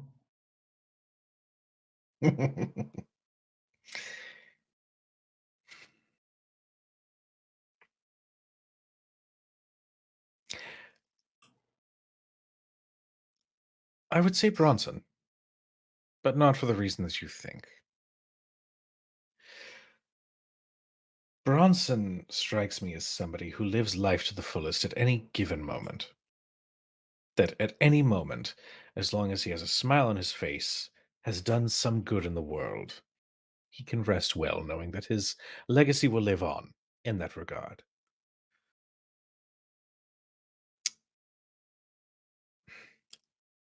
Rest assured, I will do everything I can to ensure it doesn't ever come about. But if I were ever given a choice, that is who I would choose. Same question. But I knew it was coming. There are so many unknowns about me. Are you sure? Darling, we're going to be traveling together for quite a long time, and I have a feeling this game is going to continue in nights far beyond this one. I know when to ask the pressing questions and when to simply have a conversation. Hmm. Me?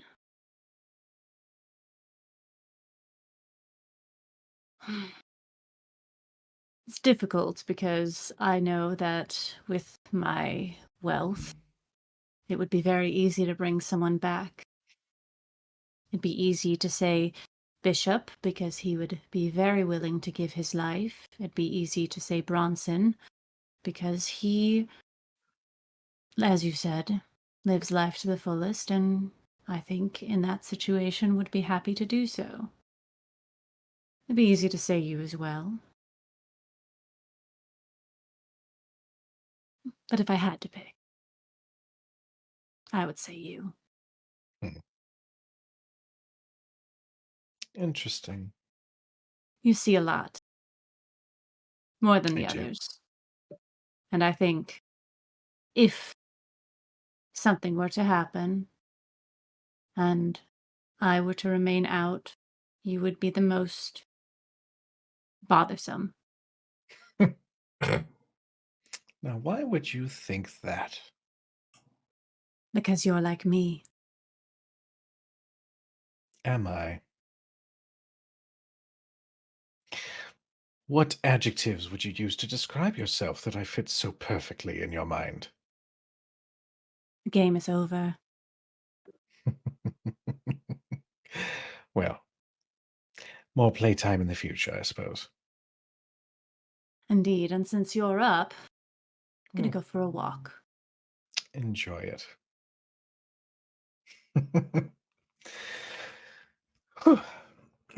Gable's going to stand up and do that stretch and feel a couple vertebrae pop. Okay, I'm getting a lot more creaky than I enjoy. And he's going to take second watch. All right.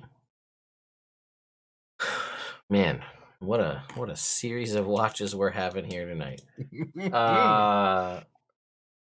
And then I'm gonna say, so third watch was Bronson. Bronson, I'm assuming it's a pretty normal situation when you wake up here, because as far as you know, all this happened while you were snoring away. That's what I thought. What would you like me to roll, DM? I'm up. Well, I mean, at this point, Soot would be asleep, right? Oh God! Raiding coming! Wake everybody up! On the stream, I was like, "Do you actually do that?" Hi, everyone! Get up! Welcome, everybody. Thank you all for the raid. We're doing great. It's been, we've been working our way to the story. It's been. That's fair. I walked right into that one.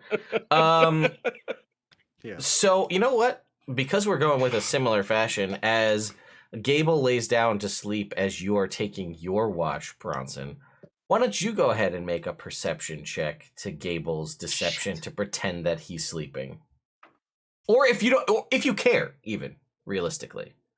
I don't know how Bronson's thoughts are as to what he does in the middle of the nights for his watches.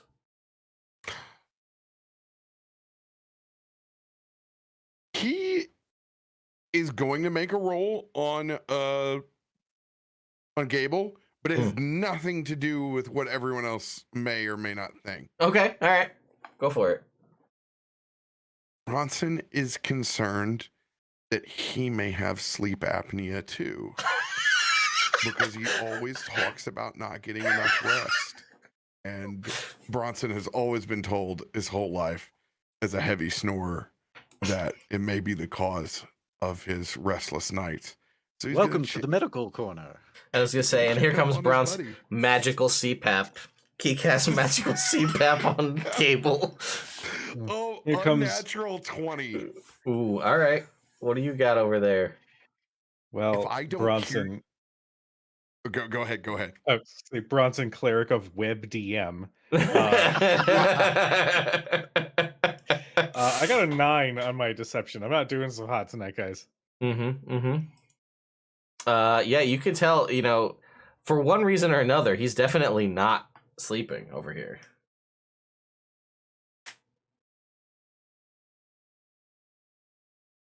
Are you breathing? Ooh. Ooh. We can make this either a deception or a performance check. Depending on, or, I mean, you tell me, right? How do you do this? One of those classic, how do in so many things people are always smoking cigarettes even though they don't breathe, and it's like, how does that always work? At you mentioning, are you breathing? He's going to start moving as though he is.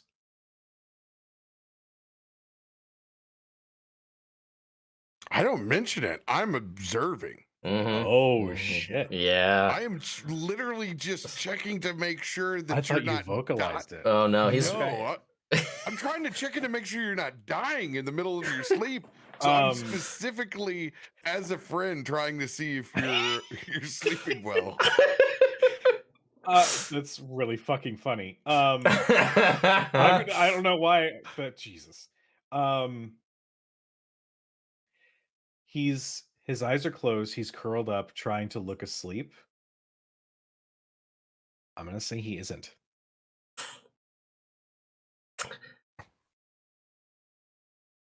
Oh God.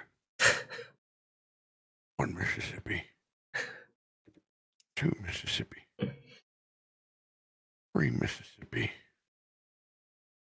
4 Mississippi.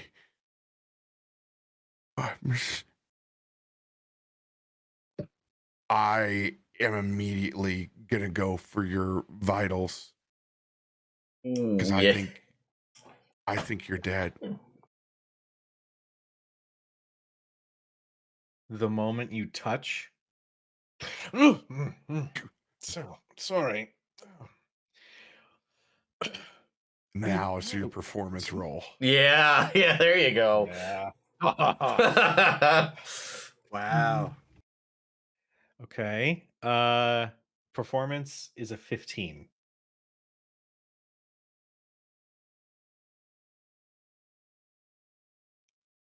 All right. Fresh insight roll. Mm-hmm. Natural 1. Oh my God! This is so wild. Gable. Yes. Why are you still here? I thought you were... You're not breathing, my friend. You have sleep apnea. You were like...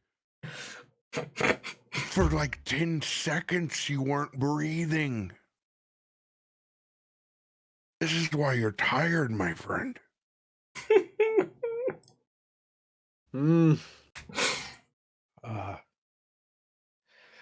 Right.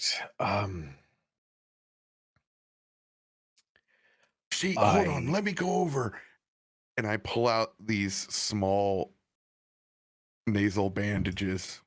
Breathe right strips. They don't always work all the time for me, but I got a big nose. Maybe it'll be better for you. Get some airflow going in there, buddy.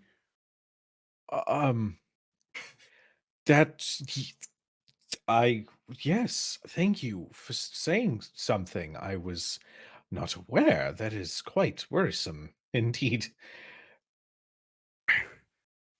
Come on, buddy. We don't need you disappearing into the ether on us in the middle of the night. God, not on my shift either. Come on. If you're gonna kick the bucket, do it on somebody else's. Oh my God, I thought you were dead. So Jesus, Lathander Christ. I gotta go get... Where's that emergency pack? He goes and finds... He didn't even have time to pack the pipe. He goes and finds his do not touch, do not smoke unless emergency Witchlight 120s. Mm-hmm. Oh my God. It's a horrible, nasty essence until you can only see the glow of the ember of his cigarette, which he goes, I don't even like these. And he puts it out.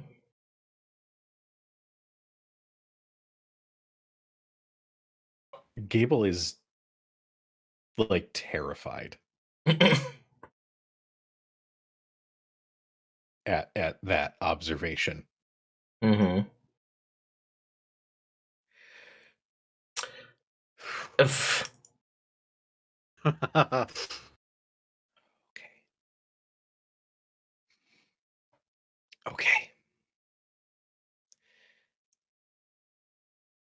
Okay. It's fine. He's going to walk himself through the anxiety attack that he almost has quietly to himself before he curls up to try once again to just calm and find whatever peace he can as he pretends to sleep. There is a time and a place for a conversation, but he is not in that space to dive into that, especially after that little observation.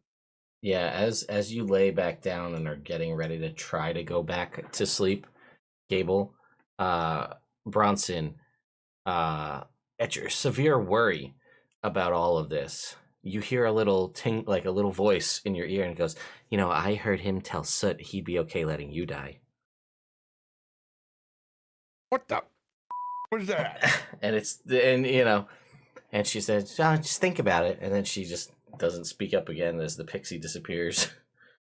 Son of a bitch. The forest spirits are talking again. I will immediately go and cast protection from good and evil over at the camp. Fairies going around with everything over here. God, now we're gonna have to count. He immediately starts counting his money and his possessions. God, you can't trust shit around these little sprites. For once, I just like one to show up like Julia Roberts and just be, in my corner, like.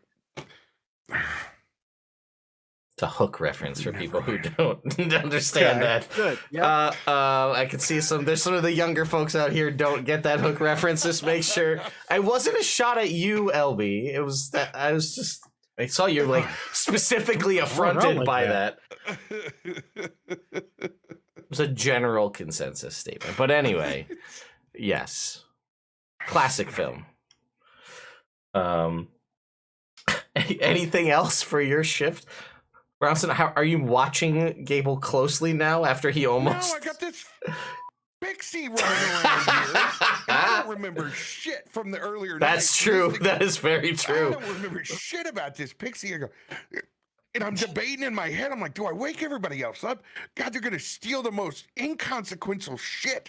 And I'm like, I look around, I'm like, did we get next to a Fae he's looking to see, he's like, did we lay camp literally on a Fae circle? He's going through all the motions of like, are we that stupid that we laid down on consecrated land for the Fae? He's looking for stone hinges, like all the telltale signs of like camping where he shouldn't be camping. He's like, I thought we checked everything.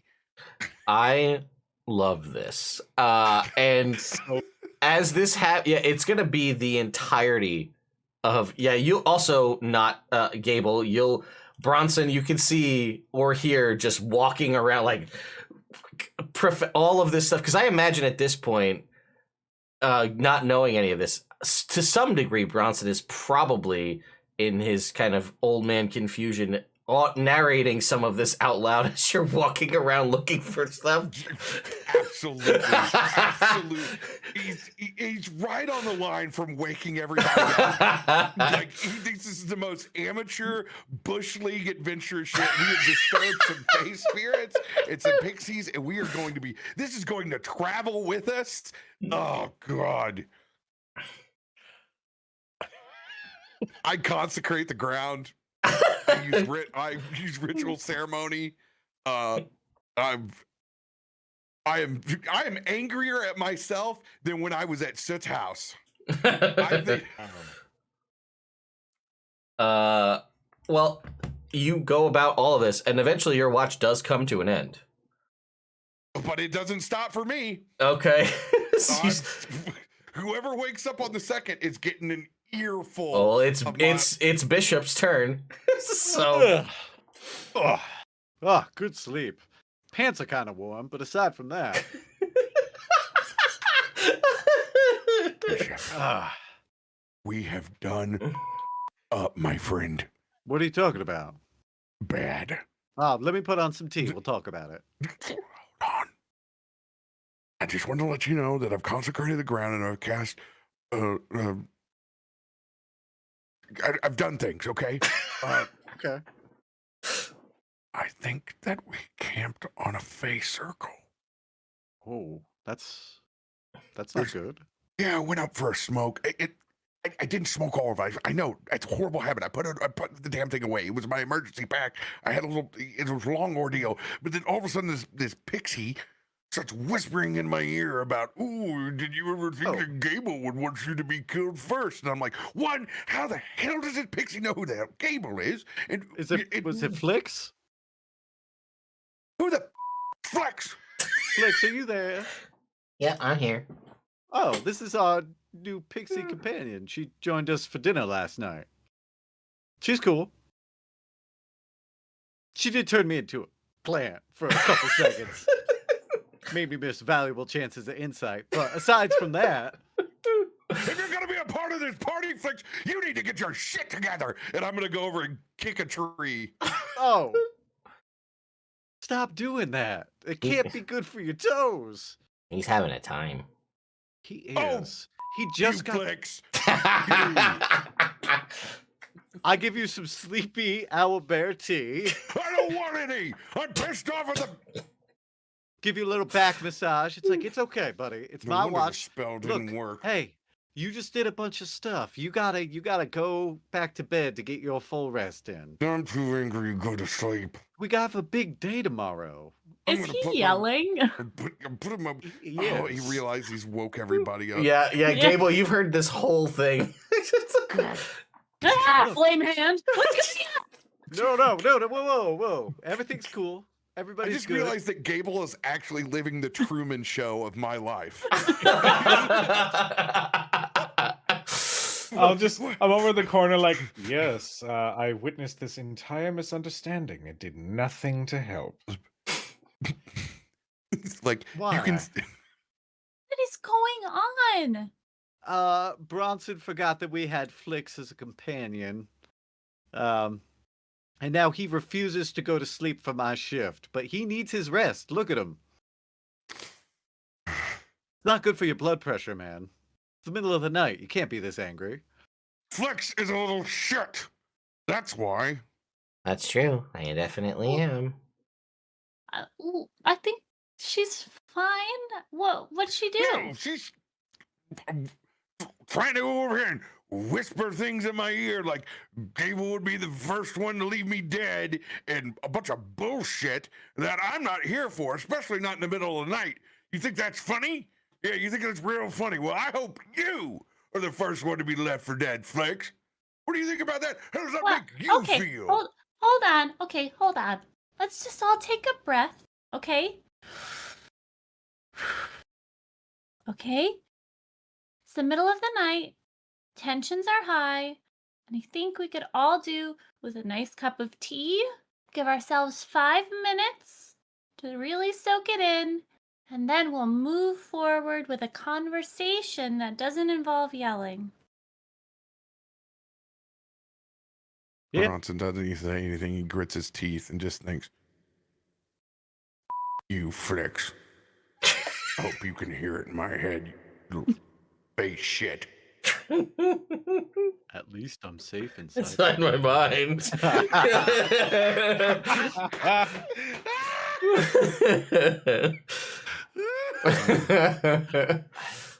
All right, I send everybody back to bed. I can't make anybody go to bed, but I'm like, go sleep, do your things. Everybody, you all look tired. It looks like nobody sleeps here. Everybody go to bed, do your things. You all look tired. All right, I'll Thank make you. breakfast. Uh-oh. Well, Sorry, you stuttered. Your audio is cutting in and out, darling. Me? it's back now. Just a little bit. Okay. Yeah. Sorry about that. That's okay. We're all upset. It's a malaise from childhood when I get heated. Hmm. Okay. Right. Seriously, go to sleep. Okay. It's gonna be I- okay, Bronson. I'm going to back and I'm going to stare back at Gable. Do you have the breathe right strip on? How would that function on a cat's sinuses? Doesn't matter. Doesn't Does he have it matter. on?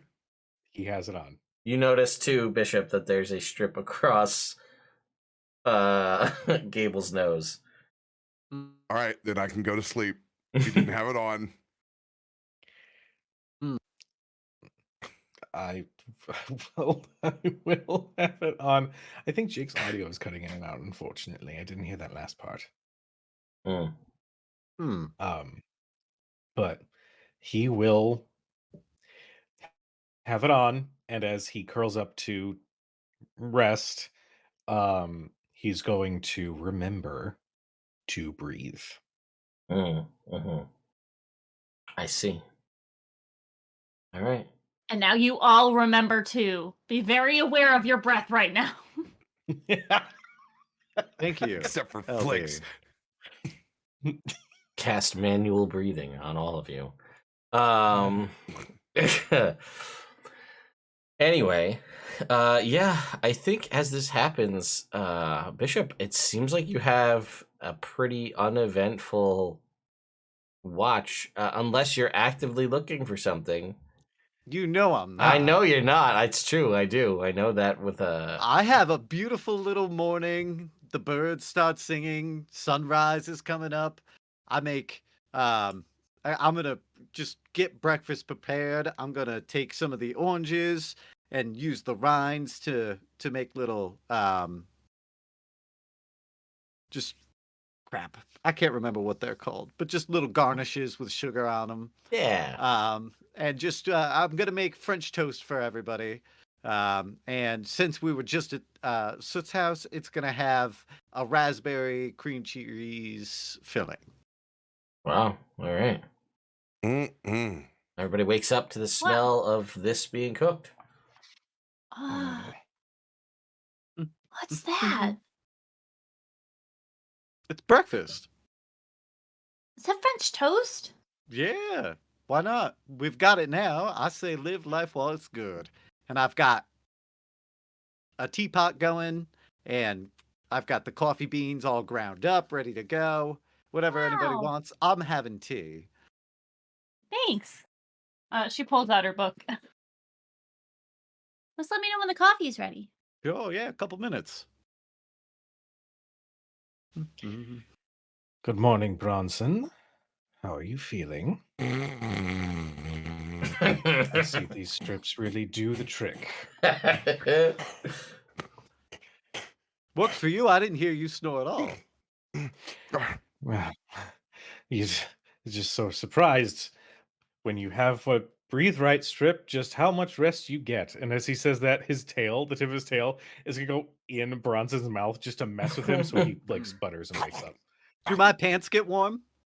That's a question for you, Gable. I guess that's There's protection from Not good and technically evil alive. going on in our area as well. Oh, Just letting you know from my. I am aware. We're in a Here's- like a anyway, go ahead, Gable. Here's a follow-up question, Mm. Jake.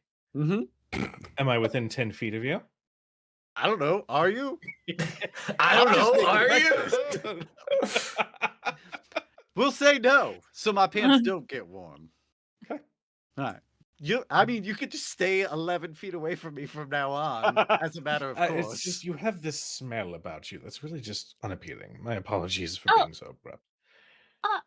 I don't think so. You still have some of the cologne from before on. Ah, yes, yeah. It's nice. I put it on before we left. It is nice. Hmm. Are those stuffed? Yeah, hell yeah. Ooh. Eat while the eating's good. Bronson, you up, buddy?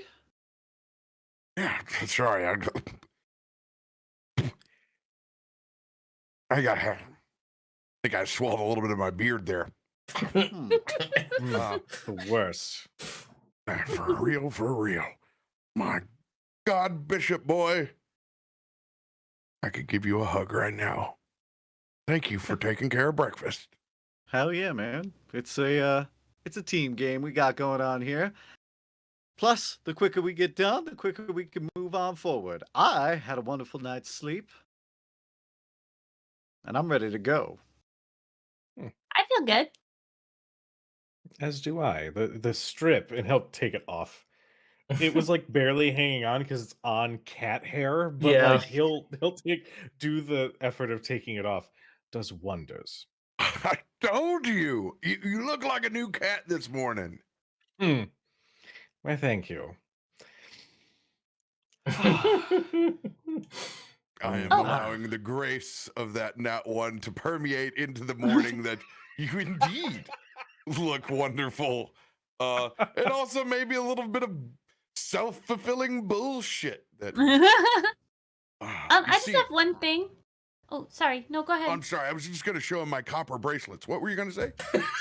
Oh, well, I was just wondering. I was going to put it to the group because I've been having conversations with Red Soot, and she said that she would like to come out more during the day. So I was wondering if you guys would be okay with that, maybe on our travels when there's nothing going on. Sure.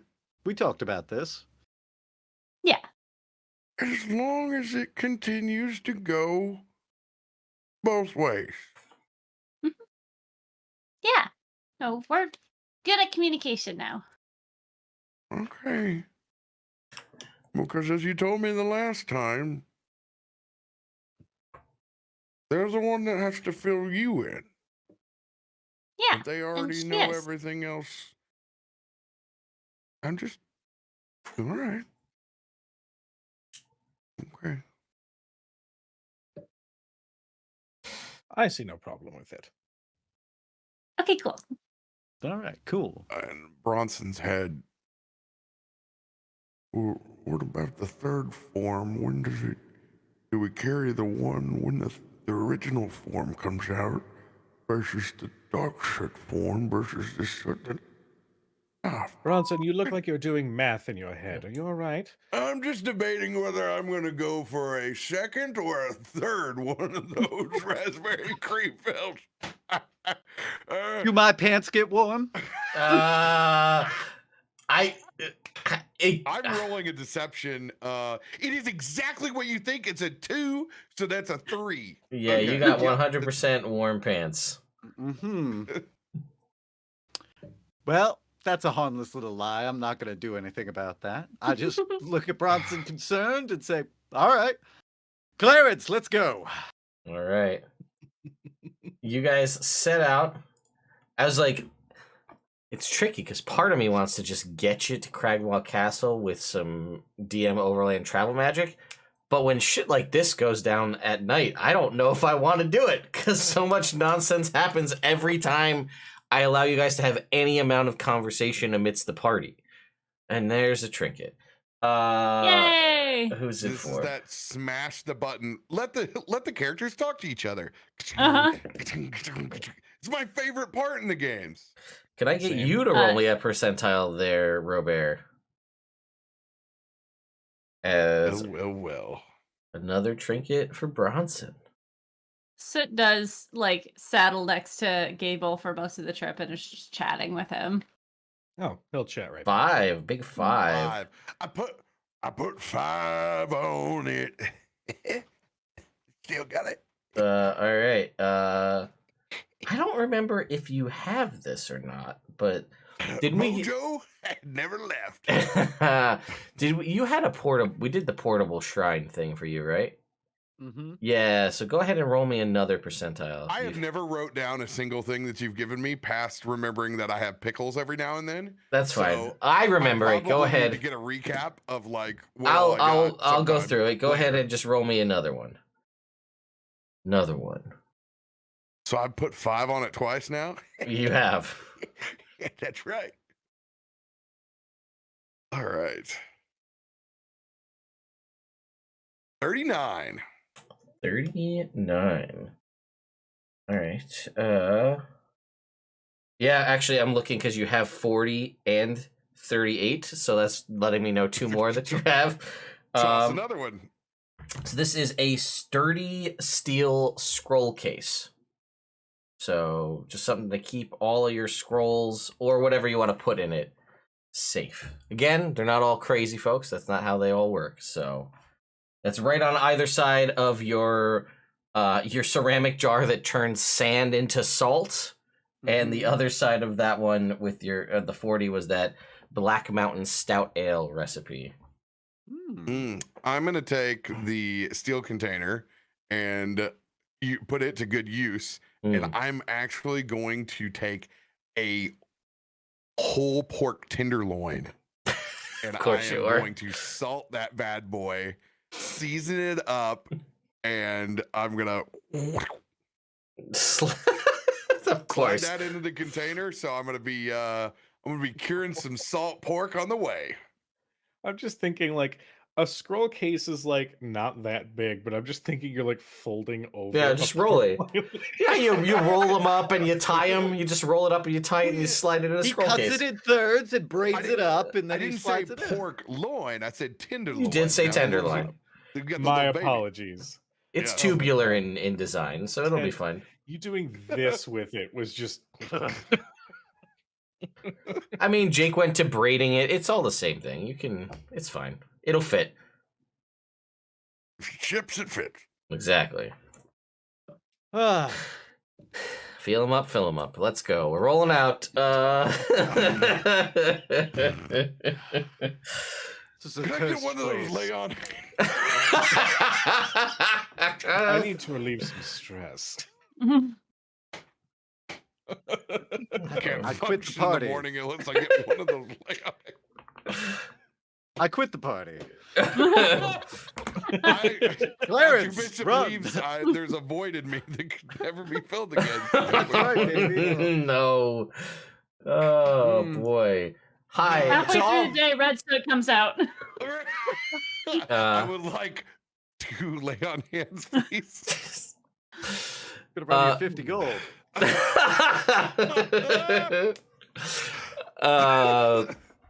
For all those raiders who are new to this channel, I just want to let you guys know. Oh, This is what it's like. This is what exactly it's like. what it's like. I was gonna say no. This is what it's like. I'm sorry that you.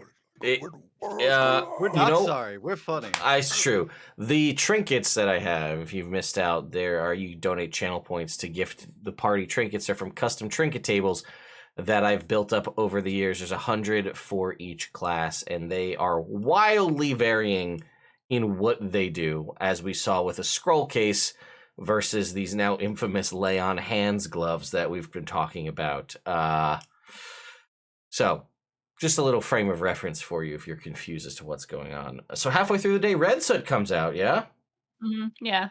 She'll, right. like, when we stop for lunch for a minute, she'll swap over, and Red Soot just is kind of enjoying the sunshine. Doesn't have really anything to say unless somebody else wants to. Gable will sort of acknowledge from afar and just let Red Soot have the moment in the sun, the opportunity to actually be around while other people are awake. Well, joining us for lunch, are you?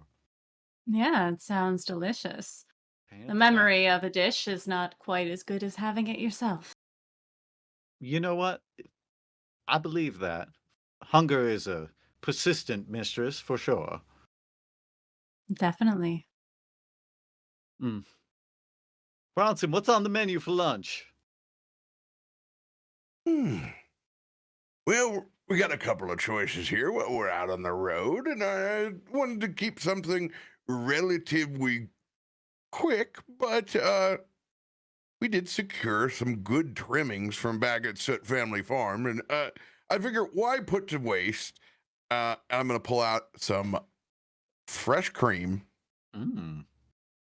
some mushrooms that we've gathered from out there, and I did a little parboil on some pasta, some little stroganoff action, as I have some lean cut sirloin that I'm going to mix in, and we're going to have beef stroganoff in the Dutch oven for lunch today. A good hearty, and I got some of the crusty bread that they have over there from out of the kitchen. That'll be perfect to sop it up with.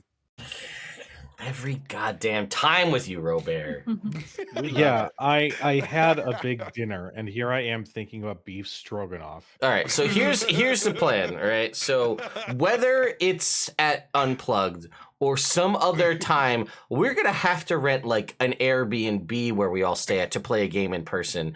And then it's just like, we're going to take a break, and then we're going to put Robert's money where his mouth is, and he's going to go make the meal that Bronson makes, and then come back and play. Oh, yeah. Dude, I'll have it going at the same time. I know you will. I know you will. I'll help. Don't worry. Once we build the show, I'll provide music. Yeah. TikTok and Reel approved of hyping the kitchen. Yeah, it's anyway, be on the lookout for that at some point whenever we all agree to do that. Anyway, sorry, beef stroganoff. It's delicious. It also has mechanical benefits because chef feet potentially. So, you know, Not that anybody's taken damage, so there's no need for that at this point. But yeah, Red Soot doesn't really get to eat with the party very much. No. She's a little bit more dainty than Soot when she eats. More precise in her movements. And she doesn't give anything away when she's eating. She's not like, oh, this is so good. She's just like, yeah. Bronson's very concerned that Red Soot enjoys the meal as well. Or else.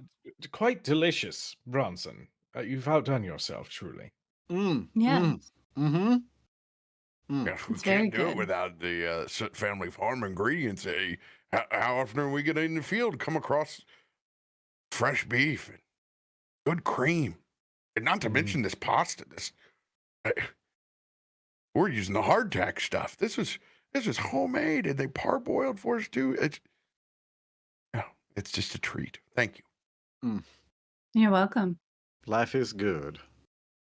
Now, Gable, question for you. Yeah. How far away are you from Bishop while you're eating? He doesn't know about the pants. That's true. I wouldn't know about the pants. That's true. Fucking. And are you eating? I am within 10 feet. I have indulged a little, even though it might not taste quite like beef stroganoff. But given that we're all out on the road and all that, he's going to do the thing. Okay. Interesting. Yeah, just trying to figure out if this is like, oh, so good. Well, no, just like fell off the plate. You know what I mean? Like, oh, I spilled it. Yeah. Oh no. No, he'll have it. It's just not the same. Gotcha. Okay. So no warmth in the pants. It sounds like at the moment. Good. I don't know about these pants. Oh, by the way, sorry, chat. I'm gonna tell you because you might be like, "What the hell are you guys talking about?" One of those trinkets we were mentioning that Bishop the Paladin got are pants that get warm when someone within 10 feet of them is being untruthful. These are the liar pants on fire detection pants. So that's where we're at because Stanley the butler just has everybody pegged. You know, I'll say, because I specifically was calling out how delicious the food was, and that Bronson outdid himself. I'd say Bishop probably felt something there. Okay. Alternatively, Cable doesn't like stroganoff. Got it. We'll make a gentle recommendation to Bronson. I'm on it. I got this. So, any hobbies on your side of things? No, I haven't really tried anything personally. Did you have any suggestions? I don't know, knitting, crocheting, needlepoint. You know, it's hard to find. Like for me and Bronson, it's cooking. You know, we enjoy it. It's kind of a labor of love, and I don't know. I feel like I'm more interested in physical labor. Well, there's always. Well, you don't need to chop firewood. You could kind of just make the fire. I don't know. I'm just kind of really meeting you for the first time. We've met before. Well, yeah, this is our first chance to have like a full conversation where I'm not back on my heels, though. Sorry, again. That's okay. No harm, no foul. Did you have any other questions for me? Everyone seems very curious. Well, it's like meeting an entirely new member of the party. But, I mean, you know, you, I guess, have a very limited scope of things that interest you, which is in its own way a blessing because now you get to experience things for the first time. It's true. Do you I guys do. enjoy coffee the same? Tea the same? Yes, we have the same taste buds. Still, I without the associated memories or, experiences, it could be different. True, but we do have the same memories and experiences. Well, you just said before that eating something is different than or remembering eating something is different than experiencing it live. True. I think it's nice, but again, maybe I don't want to say it's a waste of time since my time is so fleeting, but there could be other things that I could be doing. Like what? Other physical labors. Hmm. I think right over Bishop's head. Gabriel's just Hey, like, king. I mean, do what you gotta do. Mm-hmm. Okay. And then next to your ear, so it's like, I really don't think he gets it. No. Do not get this close to me. Mm. So, what's next? Well, looking at the map we have here, probably another 4 to 6 hours of leisurely riding, and then we have to plan our approach to Cragmaw Castle. That might be a good conversation to have. Has anyone been there before? I have not. No. Do we know that it is an actual manor? I mean, it says castle, but looking at the map, it's kind of off in the woods. I would be surprised if it was in upkept condition, being mostly run by the Cragmaw goblins. So we could approach it as we have before with deception. I could transform into a goblin and get the lay of the land before infiltration. Yeah, I like that as an idea. Sounds perfect. We've done Pass Without Trace before, so we could all be nearby just in case things go awry. Bronson, you seem perturbed.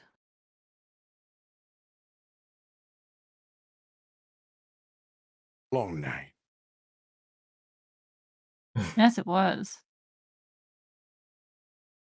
Well, seems like a good start. Once we know what we're up against, we can plan further. Or you all can plan further. Sounds delightful. And he's gonna kind of like shoulder Bronson a little bit. Mm.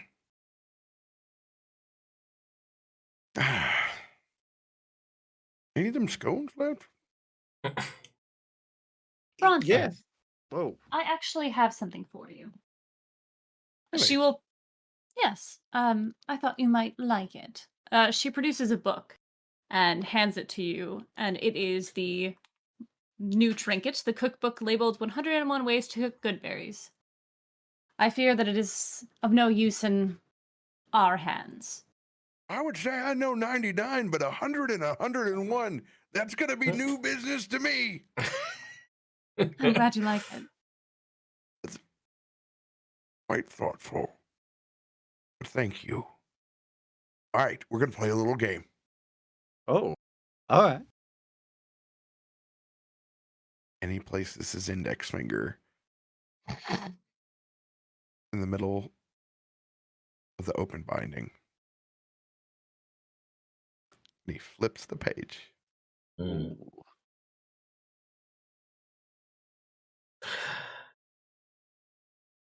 Hmm. Hmm. Well, Never really thought about that before. I think I'm going to keep that one a secret. Damn. Very fun. I need to come up with Folds it back up. 101 ways to prep good berries now, because I'll do it.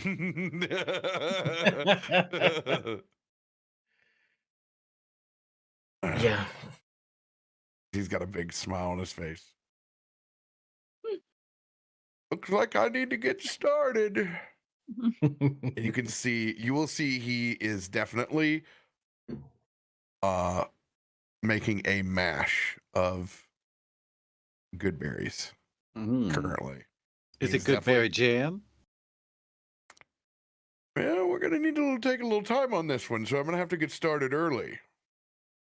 All right, great. Little fermentables, shall we? Oh. Ooh. Dangerous. There could be a reduction involved.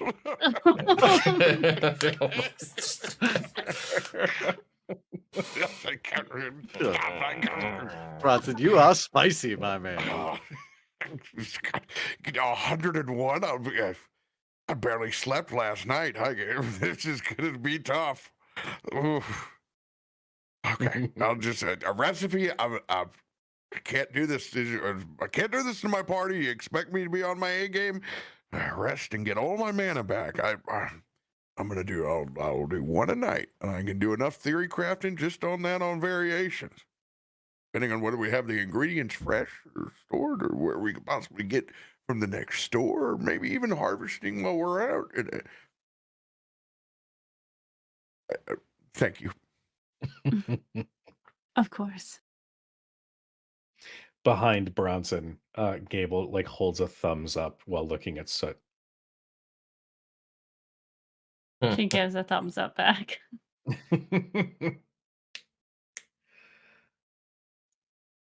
All right. All right. Let's do some stretches, I guess, and then we'll get back on the road. Sure. Oh, that does not sound good, man. Oh, that's that COVID rib. Do you need healing? No, just very poppy lately. I wonder if it was that arm wrestle with Dame What's Her Face. And you had that Agatha. arm wrestle with Soot, too. You got the copper that's bracelet right. on that I gave you as well. Copper. He comes over and brings you the copper bracelet. This will take care of all your woes. I promise. It does wonders on me. This little. Are my piece of pants warm? I, like every other boomer, I was gonna say he believes it's true. Oh, yeah. entirely believe in the power of copper. This is copper. Here's this copper knee brace for your knee, this elbow. Before everybody was rocking the rose quartz, the boomers were rocking the copper bracelets.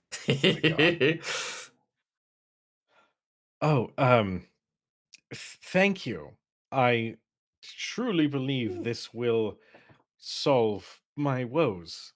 And you don't have to ask Jake, your pants are warm. I get it. Who would? Thank you. We have magic for healing. I think to myself. Thank you, Bronson. I apologize for the scare. I didn't mean to cause any worry. You scared the shit out of me. I understand.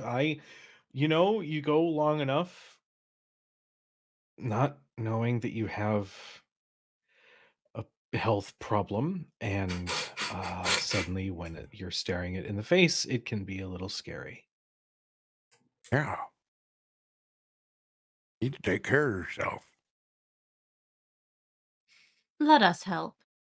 We're here for you. I appreciate that.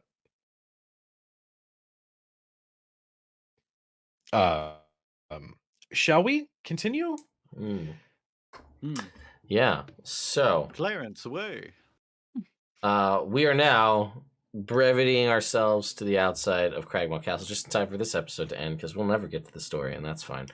I'm gonna read you a bunch of the story tonight. I'll give you the description of the outside of Cragmaw Castle. Next time we'll have, and I have the map too, so we'll load the map up for next time so you can see that. But the castle has 7 crumbling towers of different sizes and heights, but the upper stories are all in varying states of collapse. A short flight of steps ascends to a terrace in front of the main entryway. Past the wreckage of a pair of sundered doors lies a shadowed hall. Round towers loom over the entranceway with arrow slits facing the terrace. So very much a traditional style of castle that you would imagine, medieval style castle, parapets and whatnot. And it is, as you know, right kind of in the middle of the woods. This looks like this is maybe some castle that was built pretty, honestly kind of defensible here. You're off the beaten path, you're in the woods, and it's a pretty sizable castle with various battlements that would allow you to, possibly withstand a decent siege where you prepped and ready to do so. But yeah, unfortunately, we're not going to get to Cragmaw Castle inside this week, but next week we'll figure out, you get the layout of the overall outside of things and figure out how you want to attack this exactly. And you have a whole week to plan how you're going to go about getting in there. We talked about some possible deception options. Maybe there's other options with scaling the wall if you want to do that. Or maybe you just walk in the busted up front doors. Who knows? I leave that up to all of you to figure out between now and next week. So with that being said, we're going to go down the line here and just talk to our players real quick, get a little bit of intro from them. So we'll start with our good friend over here, Robert. Hey, I'm Bronson Barley. You can find me on Captain Robert's channel, where we play all sorts of D&D throughout the week, and we got a brand new campaign playing the official module, Vecna Eva Red, with my good buddy Ted. He plays Ted. That's right. Awesome. Thank you for that, Robert. LB. You're welcome. He's a good guy. You should watch his D&D. Hello, everybody. I'm LB Hackabup. You can find me at LB Hackabup on the Twitters and the Instagrams. You can find me at Hack Recklessly on Twitch and on YouTube, where we post all of our stuff. We are currently in a level 15 campaign in D&D on Sundays. They just fought Chompy the Awakened, who was a dragon that was awakened that wished to be, or he was a T-Rex that was awakened who wished to be a dragon, and then they used Feeble Mind on him, so he was just like a dragon, half T-Rex thing. They killed him. They're gonna find his loot next time, and a being which he had captured. So that'll be fun on Sunday. And yeah, just check out my stuff. It's yay. Thanks, LB. Jake. Hi, I'm Bishop of the Warm Pants. And you can check out my podcast, Legends Rerolled, on Spotify or wherever you listen to stuff, where we replay classic stories. We just released the second to last episode of season 1, which is The Wizard of Oz. Awesome. And Cujo. Hi, everybody. I am Cujo of Cujo Plays Games and Crit Hit Chronicles. You can find me at Cujo Plays Games on all major social media platforms. Also for Crit Hit Chronicles, although for Twitter it's Crit Hit Chron because character limits are a thing. Right now, every other Tuesday, this upcoming Tuesday, is the next episode of our Daggerheart campaign. And starting soon, thanks to the Kobold Creates program, there will be a Tales of the Valiant actual play that will be featured over at Crit Hit Chronicles on Twitch. And catch me tomorrow night over at Hack Recklessly, where we play Mystery Business.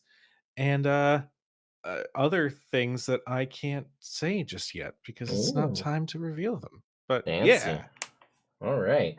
Yeah, Mystery Business, a fantastic RPG written by our good friend of the channel, Greg Leatherman. It is, it's basically what you think, right? If you were going to play a Scooby-Doo or basically any of those cartoons by Hanna-Barbera, right? Jabberjaw or Josie and the Pussycats, any of that kind of stuff falls into that realm. And as Robert said, I will be on Robert's channel tomorrow night, which is a lot of fun. It is something, man. We got through some real crazy shit. So it's definitely worth checking out. Yeah, I have a bunch of stuff coming out. I made a video talking about the new DMG cover, and in that I talked about how, yeah, I signed an NDA with Wizards of the Coast to get access to the Player's Handbook of 2024 early. That has hit my inbox during the course of this game. So I have it now. I've seen the 2024 Player's Handbook. I can't talk about a lot of stuff, and I did actually get the embargo for that as well. And all I'm not allowed to talk about is I can't show you the index. I can tell you what's in the index, but it's an index, so who cares? And I can't show you the stat blocks of any of the animals. That's the only other stuff I can't really talk about. But I can describe them. I just can't show you the images. But yeah, it's pretty cool. Yeah, it's a lot. It was a huge file because so many art assets. It's amazing. More on that when it is allowed to. I think it's like 9 a.m. Pacific sometime in early August. I'm allowed to officially release the video, so be on the lookout for that. But yeah, thank you all so much for watching. We're actually gonna do the story, so if you've been following along in your Lost Mines of Phandelver and Below book, you can crack that spine for the first time in a month as we head into the end of chapter 3 of this book, which is Cragmaw Castle. So we'll see what happens next week. Thank you all so much for watching. We'll see you then. Mind Flayer, goodbye.